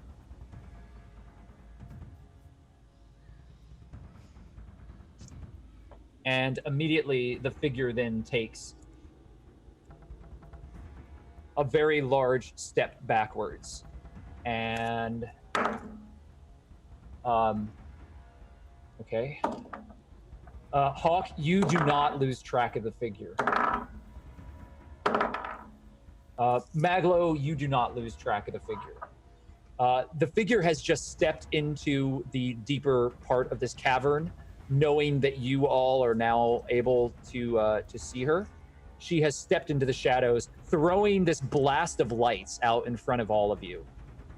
We're at the top of the round. Hawk, what do you want to do? You're a long way from Menzo Berenzin, aren't you? I'm gonna follow. No response. After her. You're gonna follow? Are you trying to engage? Yeah, I'm trying to engage. Okay, you can make the distance across this space. I just need you to make an acrobatics check. All right. I am going to use my boss battle dice for this.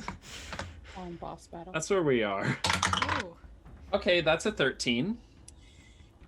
You don't fall, but the ground is slick with the viscous and wet gore that has been created by the destruction of all of these eggs. You make your way to your opponent. You can attack if you wish. Yeah, I'm going to attack with Green Flame Blade. Okay, go ahead and roll to strike. Actions. Let's see. First, I have to make the melee attack. Boom. That is a 12. Oh wait, no, 27. It's a 27. Yeah. There's a difference between a 12 and a 27. Very different. Okay. So that's the 12 plus. The figure actually throws their blade up to parry your attack, but you end up pushing through the blade with your strength. And as you lean forward, the blade rakes across their chest, and her dark eyes go narrow, and you can see the glint across her pale skin as she snarls in pain. I would like to also make this a 2nd level Divine Smite. Okay, so give me your full damage. All right, so 2nd level Divine Smite, that's 2d8, I think. No, 3d8. I have to double check 1 second. Vicious Strength, Divine Smite. That is 2d8 plus 1. So 3d8 added to that. So that's 12 plus 20 plus 1. So that's 33. Yeah, you do 33 points of damage with your sword strike, and she is bleeding heavily out of the gash that you've raked across her chest. You have rent through her leather armor, and she has stumbled backwards. She looks surprised and angry, and her eyes, however, have not faltered or even flinched at the pain of this. You think that you've dealt what might be considered a mortal wound, and she didn't as much as blink. What do you want to do? After I do that, when she kind of looks surprised, I'm going to narrow my eyes and in Undercommon whisper, "You're not the only foul thing to come up from the Underdark." Okay. Maglo, it is your turn. What would you like to do? Hawk has engaged this. It's not, you don't have a clear shot, but if you'd like to move forward to engage, you can attack. Maglo's gonna turn around and be like, Saray, what's the deal with down there? I'm trying to get it to charge and attack whatever's behind us. Cal is standing next to her, just like looking into the tunnel, like shedding a single tear. The smell of good whiskey everywhere. The smell of good whiskey as your new mentor just flails around. Okay, so given your intel, Maglo, what would you like to do? Mago clocked that it was all that these things act on pheromones, right? Mm-hmm. And they are curious and will look for things that, like, don't match the pheromones that they are. Right. Is that like but a fair assumption? Your current assumption is that it would have to be pretty strong, given that the current smell of pheromones is dead baby all over the interior of that cavern. So with an artificer skill, magical tinkering, I get to make a tiny non-magical object that emits an odor. Oh yeah. Can I make something that is so strong and like almost the opposite smell, and run up and just like attach it to the drow? Yes, and I think that is an excellent idea. I'm going to give you an inspiration. Holy Son of a shit. bitch, shaman. Yeah. Flash of genius in real life.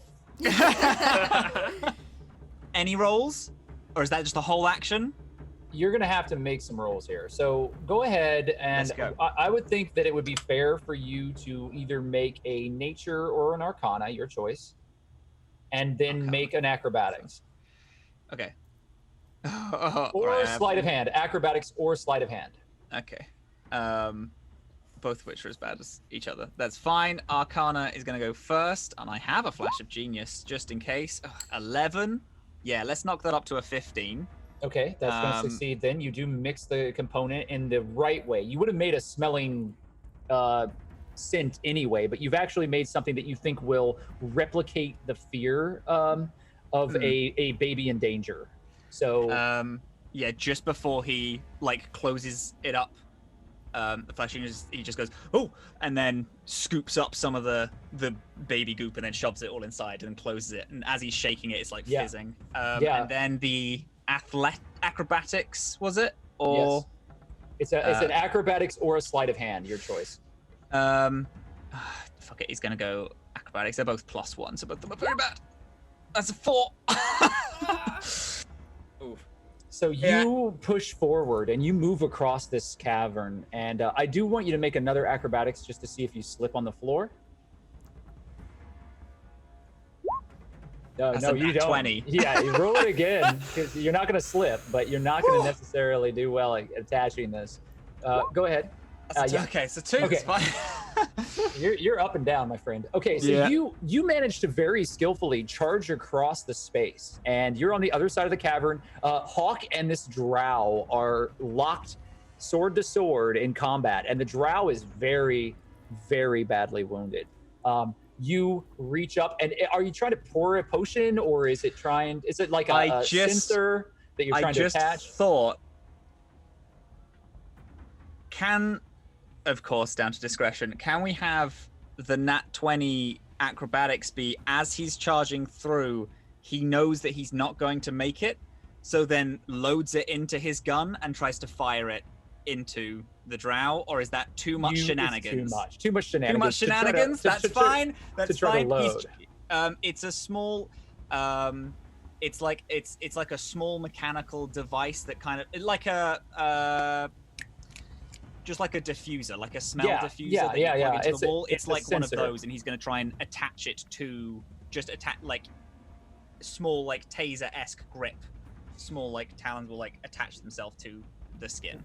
Right. So you step forward and you latch it on to the belt pouch of the leg of this figure as you step forward, and then you're kind of like sliding across the floor very skillfully as you're remaining standing. However, as soon as you do it, you pull back and you watch as it drops onto the ground at her feet. Okay, so that is your turn, Maglo. Dottle, you see all of this happen. What do you want to do? How far away is the person from me? I would say they're just about 60 feet off from you right now.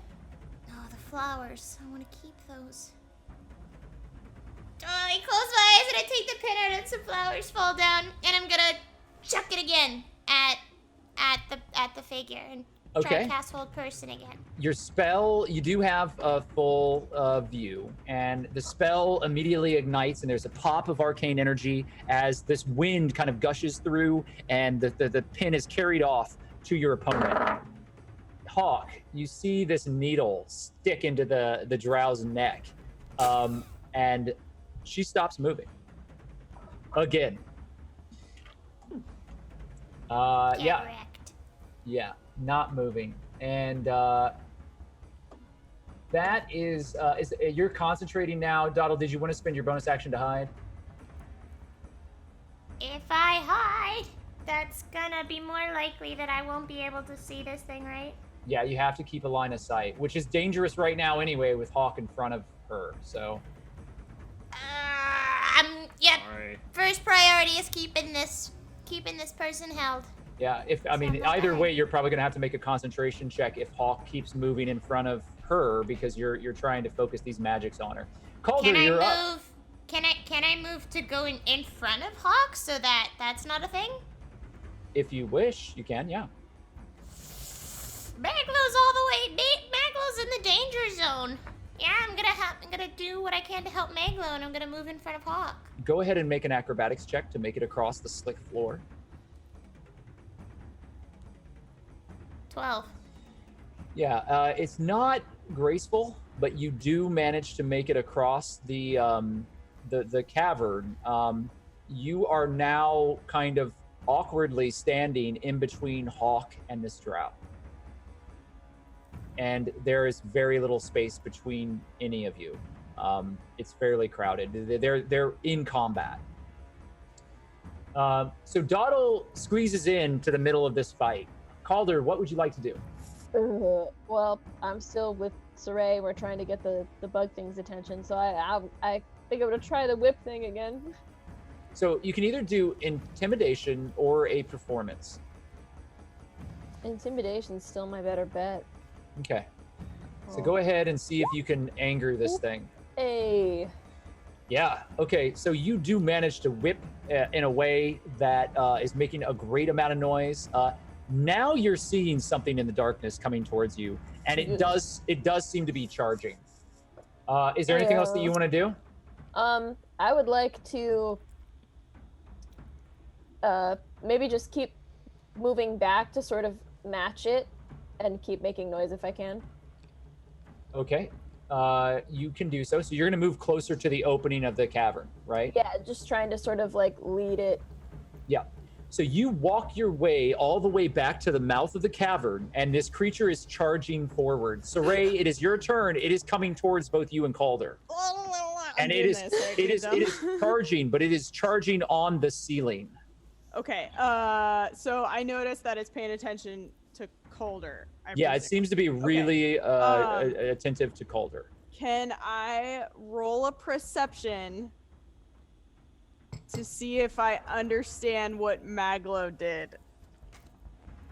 At least basic comprehension. No, you can't make a perception for that. Okay. You were not paying attention to Maglow. You have and like to be fair, he was just mixing stuff, which Maglow does quite often. There's no way, and he wasn't saying anything, so no, you don't know what he did. Okay. I'm gonna move back, or what do I want to do? Okay.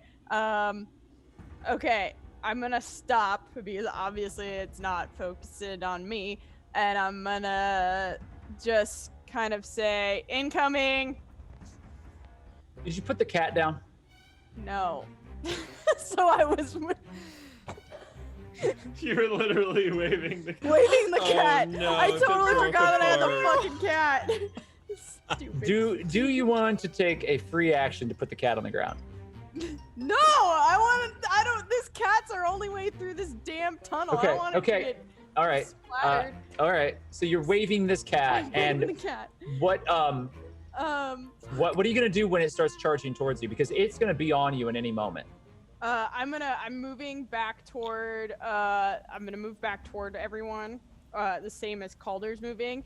And Illyri you bump into Illyri. Oh, we're evacuating this tunnel now. Okay, great. Good communication team. Great. No, it's fine. Incoming!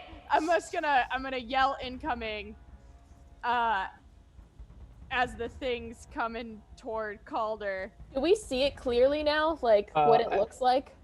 Illyri is throwing a hatchet, and she hits, and it buries itself into the head of an enormous carrion crawler, and Everyone can see this thing as it starts to charge out of the darkness No, but now towards it's you. gonna focus on her. You didn't tell her not to throw an axe. No. So she backs up along with all of you. To be fair, no one can really tell what this thing is doing. It's just charging on the ceiling. But it is massive. It has hundreds of legs, and it is pulling itself along the ceiling as these dark, empty, glass-like black eyes glare in the darkness. And these tentacle-like pincers splay out all around its face. It looks angry. Juniper, is there anything else you want to do? Oh, okay. I wasn't gonna, cause do I still technically have an attack? You do have an attack if you want to use it. So I'm not gonna attack.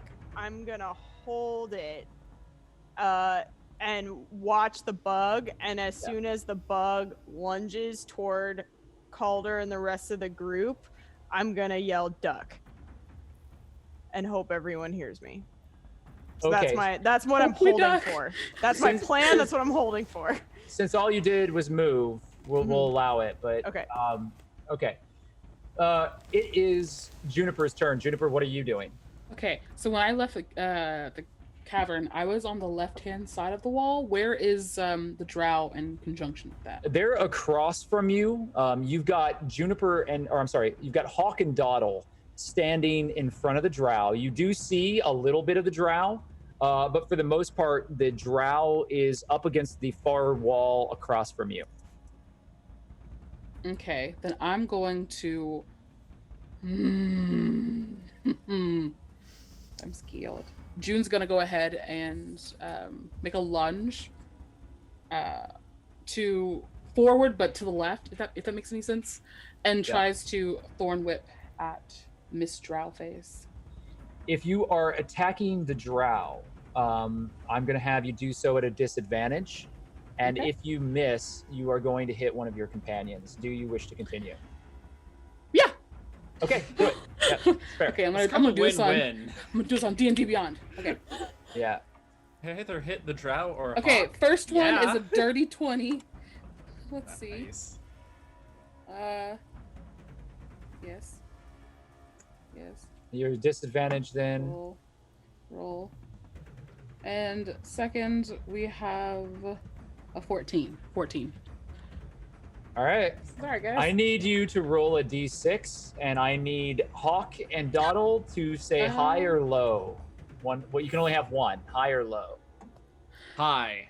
Okay. I like so, being high. Then I'll That's- go low. Yeah. Well, you are low to the ground. So 1 to 3 is Dawdle. 4 to 6 is Hawk. What did you get? Sorry, Hawk. I got a 5. Roll damage against Hawk. Oh, Hawk, I'm so sorry, honey. Oh, that's so terrible. Oh, I can't believe I hit Hawk. 6. Okay, so We you love do, Hawk. you take 6 points of damage, Hawk, as this thorn whip like shoots over your shoulder, but Love it you. like rakes across your face, and you feel this ripping of flesh as the whip just snaps right in front of the drow and then retracts back. I'm It was My very- eyes it do was not very cleave the drow. sorry. Oh my gosh. Yeah, the drow is currently under a hold person spell, but their eyes are alight with glee. Yeah, I am just staring daggers into her. Okay, fair enough. And that is there anything else that you want to do, Juniper? You can move or do a bonus action. Yeah, gosh darn it. I'm just gonna run over and be next to Dawdle and Hawk. This time I won't hit them. Okay, so you move into position. You have fully surrounded this drow. Okay, and then that moves us over to the end of the round. Does anybody have a held action that they wish to use at this point? Does the bug look like it's gonna jump? I'm about to get to the bug. Cool. So it That's is the moving only through the time I can- tunnel. As it charges past, do you want to attack? No, I want, if it charges and leaps toward the group, I just want to call duck. It is charging towards Calder. Right. Uh-oh. Which is behind You. right, and he's behind the group, right? He's just at the face of the opening of the cavern into the main space where the eggs were. Got it. Okay. And at Calder, this point, he's like yelling insults. yeah, so you are being attacked, Calder, as this thing Yeah. climbs on the ceiling. If anyone was in front of Calder, it's above you, okay? And it is like charging off of like it's almost like a freight train or a roller coaster. And it is spinning across this cavern as it rushes towards you. And then from the very top, it starts to leap off towards you, okay? So you're going to be attacked as these tentacles splay out and drop onto you. The first one rolled a natural 1. Oh, shit. So that's a big fat miss.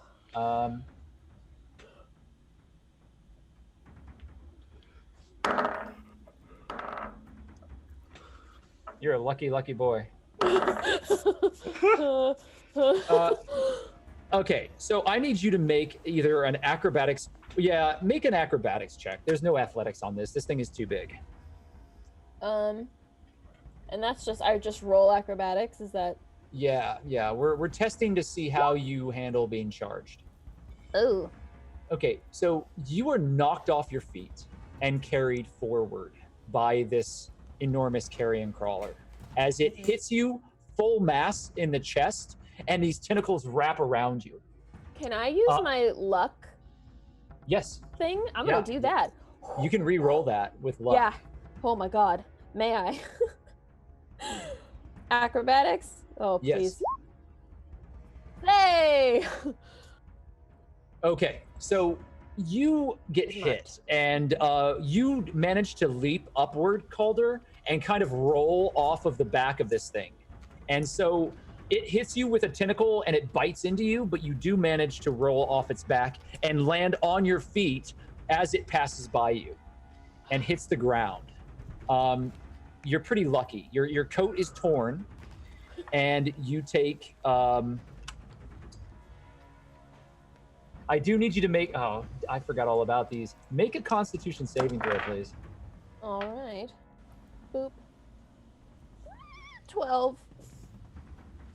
So you're going to take 18 points of damage.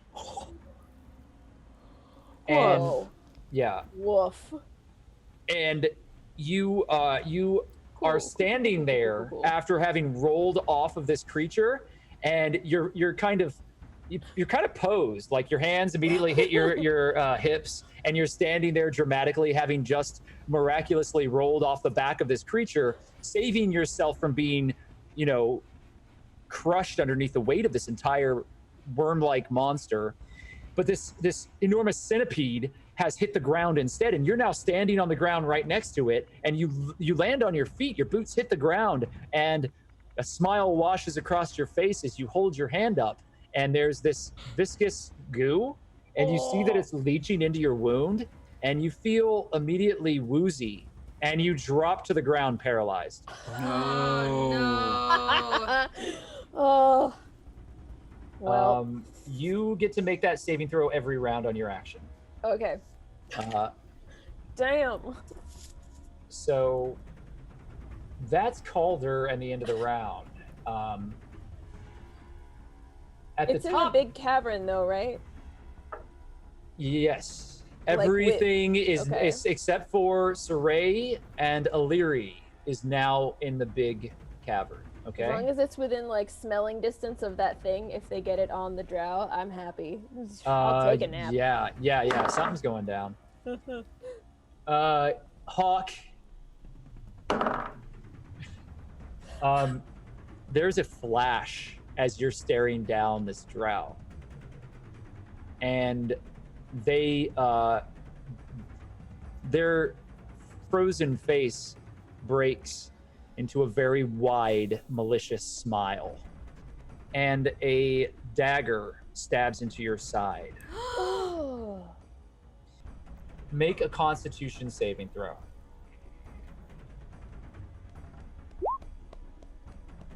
13? Okay.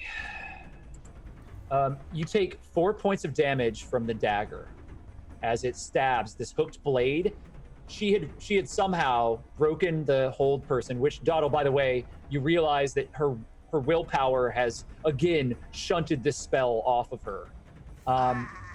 And there is something affecting her, Dottle. You don't know what it is, but something is making her move more quickly than someone should be able to.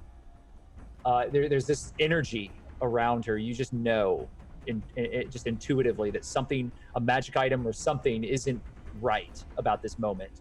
Because in the blink of an eye, she has this dagger in Hawk's side, and it is a hooked and jagged blade.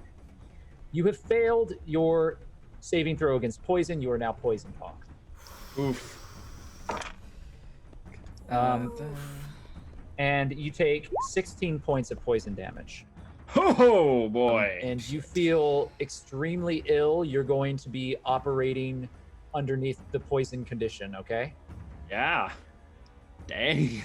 You almost immediately feel as if the flesh on your bones tightens and your eyes become more shallow, and you feel withered by this attack as the drow, unblinking now, is pressing her face closer to yours with this evil, malicious smile. Oof.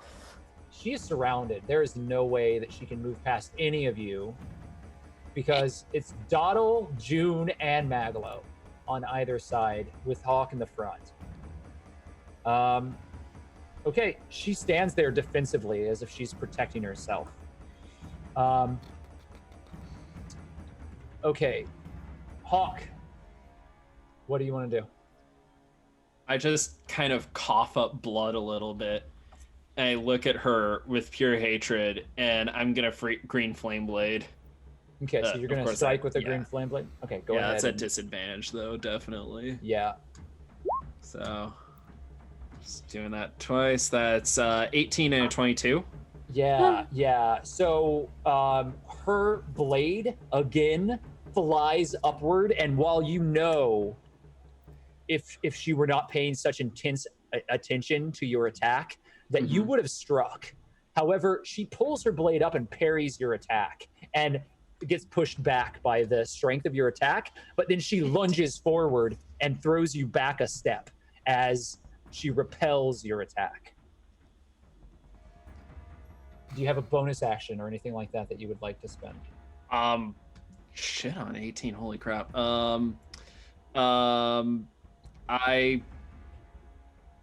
For bonus action, I don't think I do. Okay, MacLeod, Yeah, 'cause you my see all of this expertise, happening next to you. What do you want to do? MacLeod is going to try to pick up the small, like odor diffuser and jam it on her. Okay, that'll be your full action, but all you need to do is sleight of hand or acrobatics, your choice. Let's go sleight of hand. Let's mix it up. That's a 10. I'm gonna use an inspiration for it Go for it. because I want them out. It's 13, which is great. Okay, you do manage to lash it onto the belt, but it is hanging by a prayer. Hanging by a prayer. Because I'm she was so hoping- engaged with Hawk, you were actually able to place it on her because she didn't notice at first because she's so embroiled in this fight with Hawk. So you have latched it on, but you do not feel like it is very well secured upon that belt. That's fine. All we need is for the carrion to smell it and target her. Is it active, or does he have to activate it? Are you talking about the scent that you The created? smell thing. It's Yeah. already active. Okay, brilliant. Yeah. I assumed that you had initiated it. As It soon was. Yeah. I just wasn't. Wasn't. Yeah, it's been 100% active sure. this whole time, which makes it a hot potato. Yeah. Okay. So you've got it that's on the fine, belt. Tim. You don't know how long it's going to last. It may fall off. You're not sure. Okay. So Dottle, what do you want to do? You feel your spell break again. This person has strong will. Do I see that MacLeod's device isn't securely fastened? It doesn't. Let me make a perception check for you. Yeah, you watched as MacLeod did all of this. You were really worried because you saw what was happening to Hawk, but then your eyes, because of your general eye level, you see very clearly that MacLeod has kind of snuck up behind her and placed this device on the back of the drow's leg, but it looks kind of precarious. Okay, I'd like to, cause I'm tiny. Oh, but mighty. I have a feat for that. I should have been. I'm gonna use that. Right. You have the feet Moving tiny on. but mighty. No, I Mighty have Fury of Mouse. the Small. All right. I keep forgetting about. So I'm gonna run up to the drow, and I'd like to like grab the device and kind of like push it a little further, so hopefully it like attaches properly, and then I'm gonna grab their leg and vampiric touch again, please. Okay. So I'll love allow all of that. You're gonna actually vampiric touch through this when you push it, but I'll still allow all that. So what I want you to do though is to determine whether or not you improve how secure this is. You can roll either a acrobatics or a sleight of hand, and then we just have you make your vampiric touch attack. It's 15 for both. So for sleight of hand and spell. Here's what happens. You manage to latch the small brazier more tightly onto this drow's belt. It's not perfect, but you, because of the dedication and the focus that you've put onto it, you think it will hold for at least a little while. Certainly better than it would have been if it had been left alone.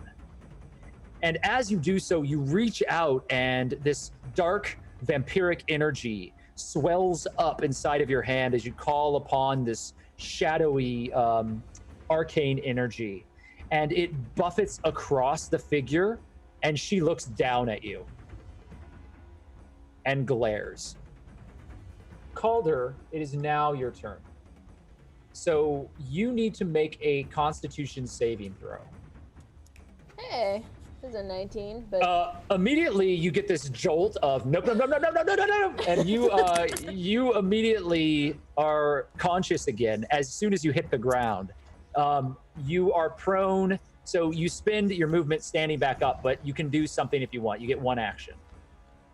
is the creature's attention still on me? No.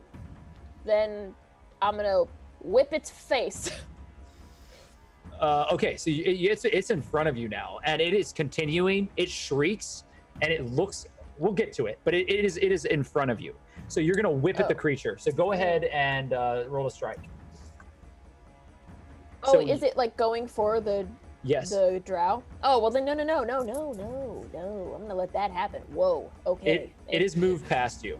Okay. It attacked you. You're out of its way. It no longer cares, and it is now in the main chamber. Is there right. something else that you'd like to do? I guess well, I've already moved, right? I can't move anymore. Yeah, that was you getting can't really move. You could, I mean, technically you can make a partial move if you wanted, but is there something that you want to do? No, there's nothing. There's Okay. nothing else. So Ray, what are you doing? Ooh, so I just saw this. I saw Calder dodge this thing, and now they're okay. All this stuff's going on over there. I'm gonna say, everyone move! Is there something else that you want to do?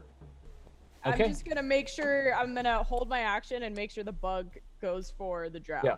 And everyone gets out of the way. And if I need to pull anyone or like save anyone fucking from getting in the worm's way, I'm gonna wait and hopefully grab someone and Illyri appears behind you, having picked up her hatchet that she had thrown, and just kind of looks at you.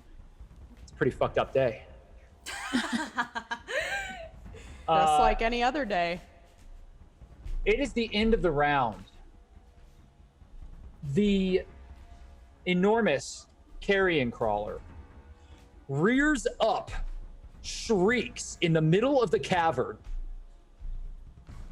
twists itself so that it is standing above the small knot of combat that is on the far wall.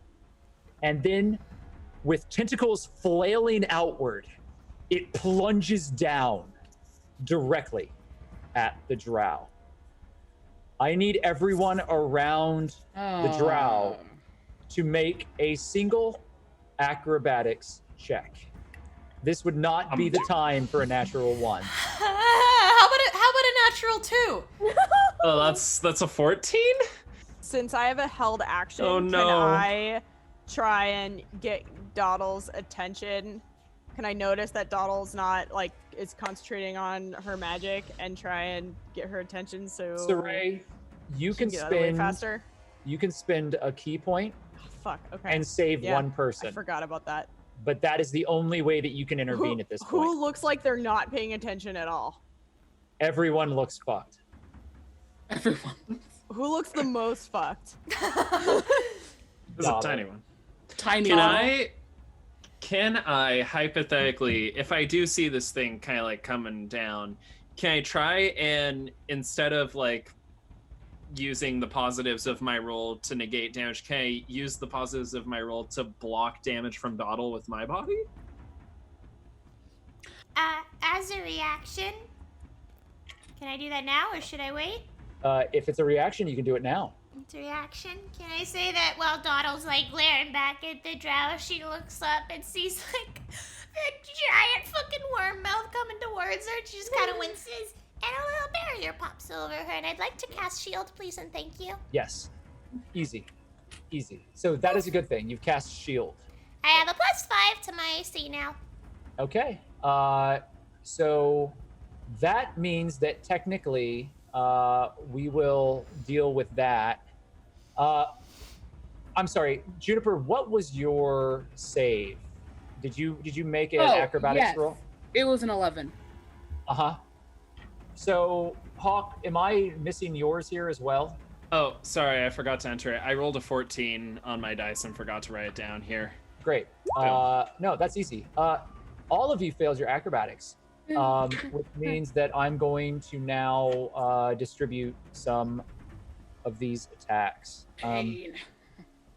So can I use a key to try and grab someone and pull them out of the way? You can grab one person and pull them out of the way. Okay, You use a key point. And So- I need you to succeed on either an athletics or an acrobatics That's check. fine. So Hawk. Doddle just Hawk. this thing. It's Hawk, right? Okay. Talk. So I'm gonna use focus, use my key to dash, and try and grab like Hawk's belt and pull him back from Give me like as far away from the drow as possible. Give me a roll to see if you can succeed at this. Okay, let me drop that key right now. Because I don't think I spent all of them. Okay, so spent the key, and then you want me to roll acrobatics or athletics? Don't it's roll a your crit choice. Fail. Yeah, it's your choice. But whatever you think you're going to do better at. That Does didn't anybody sound have great. any? Yeah, does anybody have? It's an 11. Does anybody have anything to alter that? All right. I So, don't think Saray, so. you charge forward. I have but an inspiration. Does then that you do should definitely anything? use an inspiration. You can re-roll it. You can re-roll it and choose the higher. There you go. There you go. Okay. There you Uh, go. Jesus. Mark off Oh, the thank inspiration. Yeah. It is excessively heroic of you to throw yourself out there and put yourself in harm's way. You are now able to grab Hawk and pull yourself off. I'm going to renew that inspiration for you. Really just gonna So- grab him by the belt and like pull him Yeah. out of the way So, Hawk, like you a little do not, kid. You do not get hit. Okay. I'm sorry, I got to make a couple rolls here. Do we have a couple minutes, Piper? Are you good for a couple moments? I can do a couple minutes. I just still had questions about my shield. Oh, okay. Ask away. Yeah, because my whole point was like, what can I do with her? That was kind of like, besides like the things that are obvious that are Yeah. written So down here. let me help you out a little bit, because I know this is somewhat new. So she has an amazing ability against the undead, obviously. You can Right. charm animals and plants, and you're fairly good at combat. One of your best abilities, really, we've leaned into your use of Thorn Whip and using whips in a way that would allow you to reposition people. with the shield. Oh, the shield itself? Yeah, like I know what June can do. I mean, like Because it's done random Its stuff. baseline, yeah, its baseline powers are that to kind of block you against arcane magics. If you want, you could try to use kind of a prayer action to tap into the spell shield and try to elicit some other sort of result. It is not guaranteed. I would have you make a religion roll, and then I would base it on whether or not you succeeded at that, and then I would have you expend whichever spell slot you wanted to, of whatever strength you chose, to pay for whatever might happen. It would be a divine kind of ability, so you would, if you wanted to spend a 3rd level spell slot, you would mark off the spell slot. You would no longer have access to that until you rested, and then you would roll a religion roll, and we would see how well you did and see if the Oaken Lord responded to you. Let's do that. It's definitely not guaranteed, so you'll expend the spell slot no matter what. All right. Right. You do have a single 4th level. I think you haven't used it if you choose. I do have that, yeah. The more powerful of a spell slot, the more powerful the result. So we're gonna do that 4th level slot. Okay, yeah, Hawk, you have a question. Oh yeah, just after June's done, I have a thing I want to do. Yep.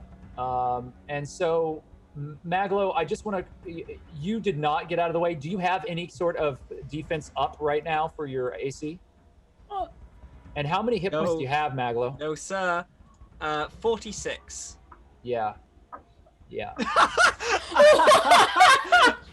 Oh no. Okay. Wait.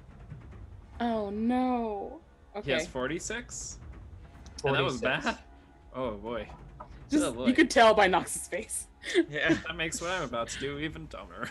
This is a very large carrion crawler. I'm sorry. It's fine. okay. We're all good. Listen, it was a nice idea. Or, Luring the carrion crawler to the drow is very June, cool when sounding. I just realized something. I forgot to roll my save with the disadvantage because I'm poisoned. So that's a 5. Okay, it does not matter because Saray has saved Saray you and yanked pulled you out of the range of this thing as it drops down.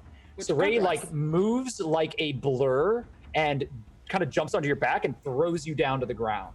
And your armor hits with a wet splat into the gore of the destroyed egg sacs. And you're covered in visceral slime, but you watch this enormous underbelly of this carrion crawler as these hundreds of legs swell over you like a wave and land directly where this drow was. To be clear, the plan has worked brilliantly. Unfortunately, there are too many of you standing far too close to this drow when it goes down. I thought it was gonna take a little bit longer than that. I didn't No, you realize don't it was believe gonna. that all of us forgot that we could move on our turn. Yes. The whole crew. Oh yeah, we could move. So I did make that roll, by the way, Nox. you did make that roll. I did. It was a 16.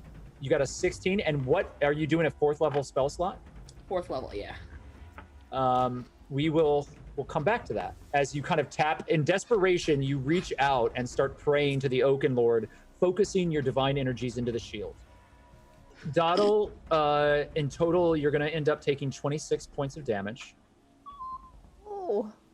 Damn. Maglo, you're taking 21 points of damage. Oh, that's fine. June, you A have an Christian girl. option. You can save yourself or save someone else.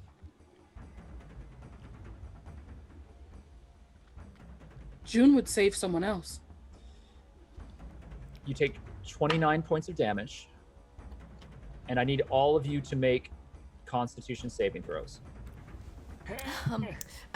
Guys, I'm at 4 hit points. I require girl. assistance. I got you. Thank you. I'm right next help to you, me. Doddle. Wait. Constitution saves? To be Yeah. fair, this is a none of you who know anything about carrion crawlers have ever seen one this large. This is absolutely abnormal.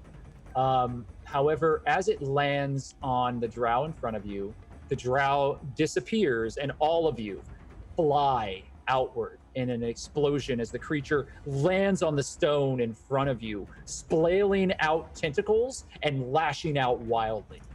So, Dottle, Great. you made your Constitution saving throw. Saray, you actually were not hit, so don't worry about it. Okay.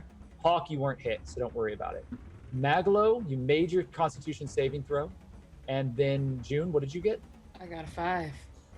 Is Cal still far? Do I make a Constitution saving throw too? You're fine. You're out Okay. of the striking zone of the. You're watching in horror as this moment plays out. Okay.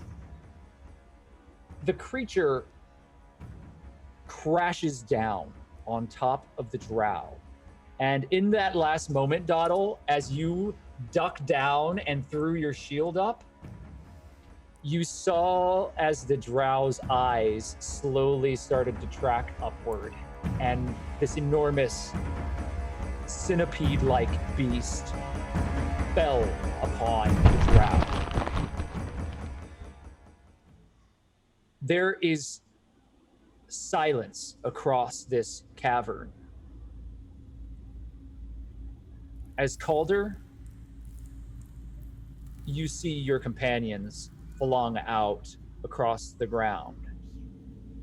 I need Dottle and Maglo to roll a d6, and whoever gets the higher roll is going to be affected by June's divine spell. 6. Maglo with a 6. Oh, Fuck you. It's also a 6. Roll it again. Oh. Since we are tied. Please tie again. Please tie again. 2. Bother. Oh. Okay, this one. That was a dramatic series of d6s. Oh my God. Maglo, you have won the roll off. And a tentacle starts to drop down towards you, Maglo, as this creature continues to flail outward as it attacks wildly with all of its force. And this tentacle is about to strike you. You see it shooting through the darkness towards you. And immediately you hear a cracking underneath your feet as vines and rough fungus and other growth breaks out of the stone and encompasses you in a cocoon that pulls you down to the ground, restrains you, and protectively shells around you. It shields you as you hear this wet, sickening thump against the wall of wood that has just been created out of the ground. And your heart is pumping. Dottle, another tentacle flies towards you, dropping downward. Hey, for somebody that doesn't know the rules of D&D, let's say hypothetically I reach 0 hit points. Am I done, or do I get? No, you have to No, roll no. saving. Yeah. Yeah. Okay. No, Also, you do also have Sanctuary still on you. So Yeah. if this is like a targeted attack, It's going to get a disadvantage. it's if it's with Sanctuary, it needs to make a Wisdom save or To even be able to be attack it, forced ignore to it. change targets. Yeah. So there was effectively environmental damage, which was not targeted, which is what we've done up until now. And I will shift that damage. June, the tentacle flies towards you, and it comes down with a heavy, wet splat across you, and everything goes dark. And that's where we're going to leave it for today. Woof. Do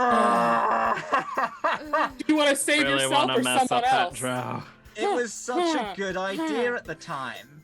It was, No, it was a very It good was a idea. very good I idea. mean, it Yeah. was because Dottle, no matter what, is the glass cannon here. So, because she's. I the think so it was a she needs the brilliant extra idea. bump. Yeah. It was great. I'm it sorry, makes- I would yeah. rather face the giant carrion worm than that drow. oh, I Um, swear to Oh, God, dude. she was amazing. She's amazing. So this, I mean, this she's creature is amazing, so large. but the first thing she did was turn up and get exploded. So Also, I not. kept thinking. Yeah, she walked through an explosion, no harm done. oh, that's Can true. we She talk freaking, about the pale drow. Yeah. Yeah, buddy. Good. We're I gonna. was like, Should that's be. my DM right there. Nightmares. I love it.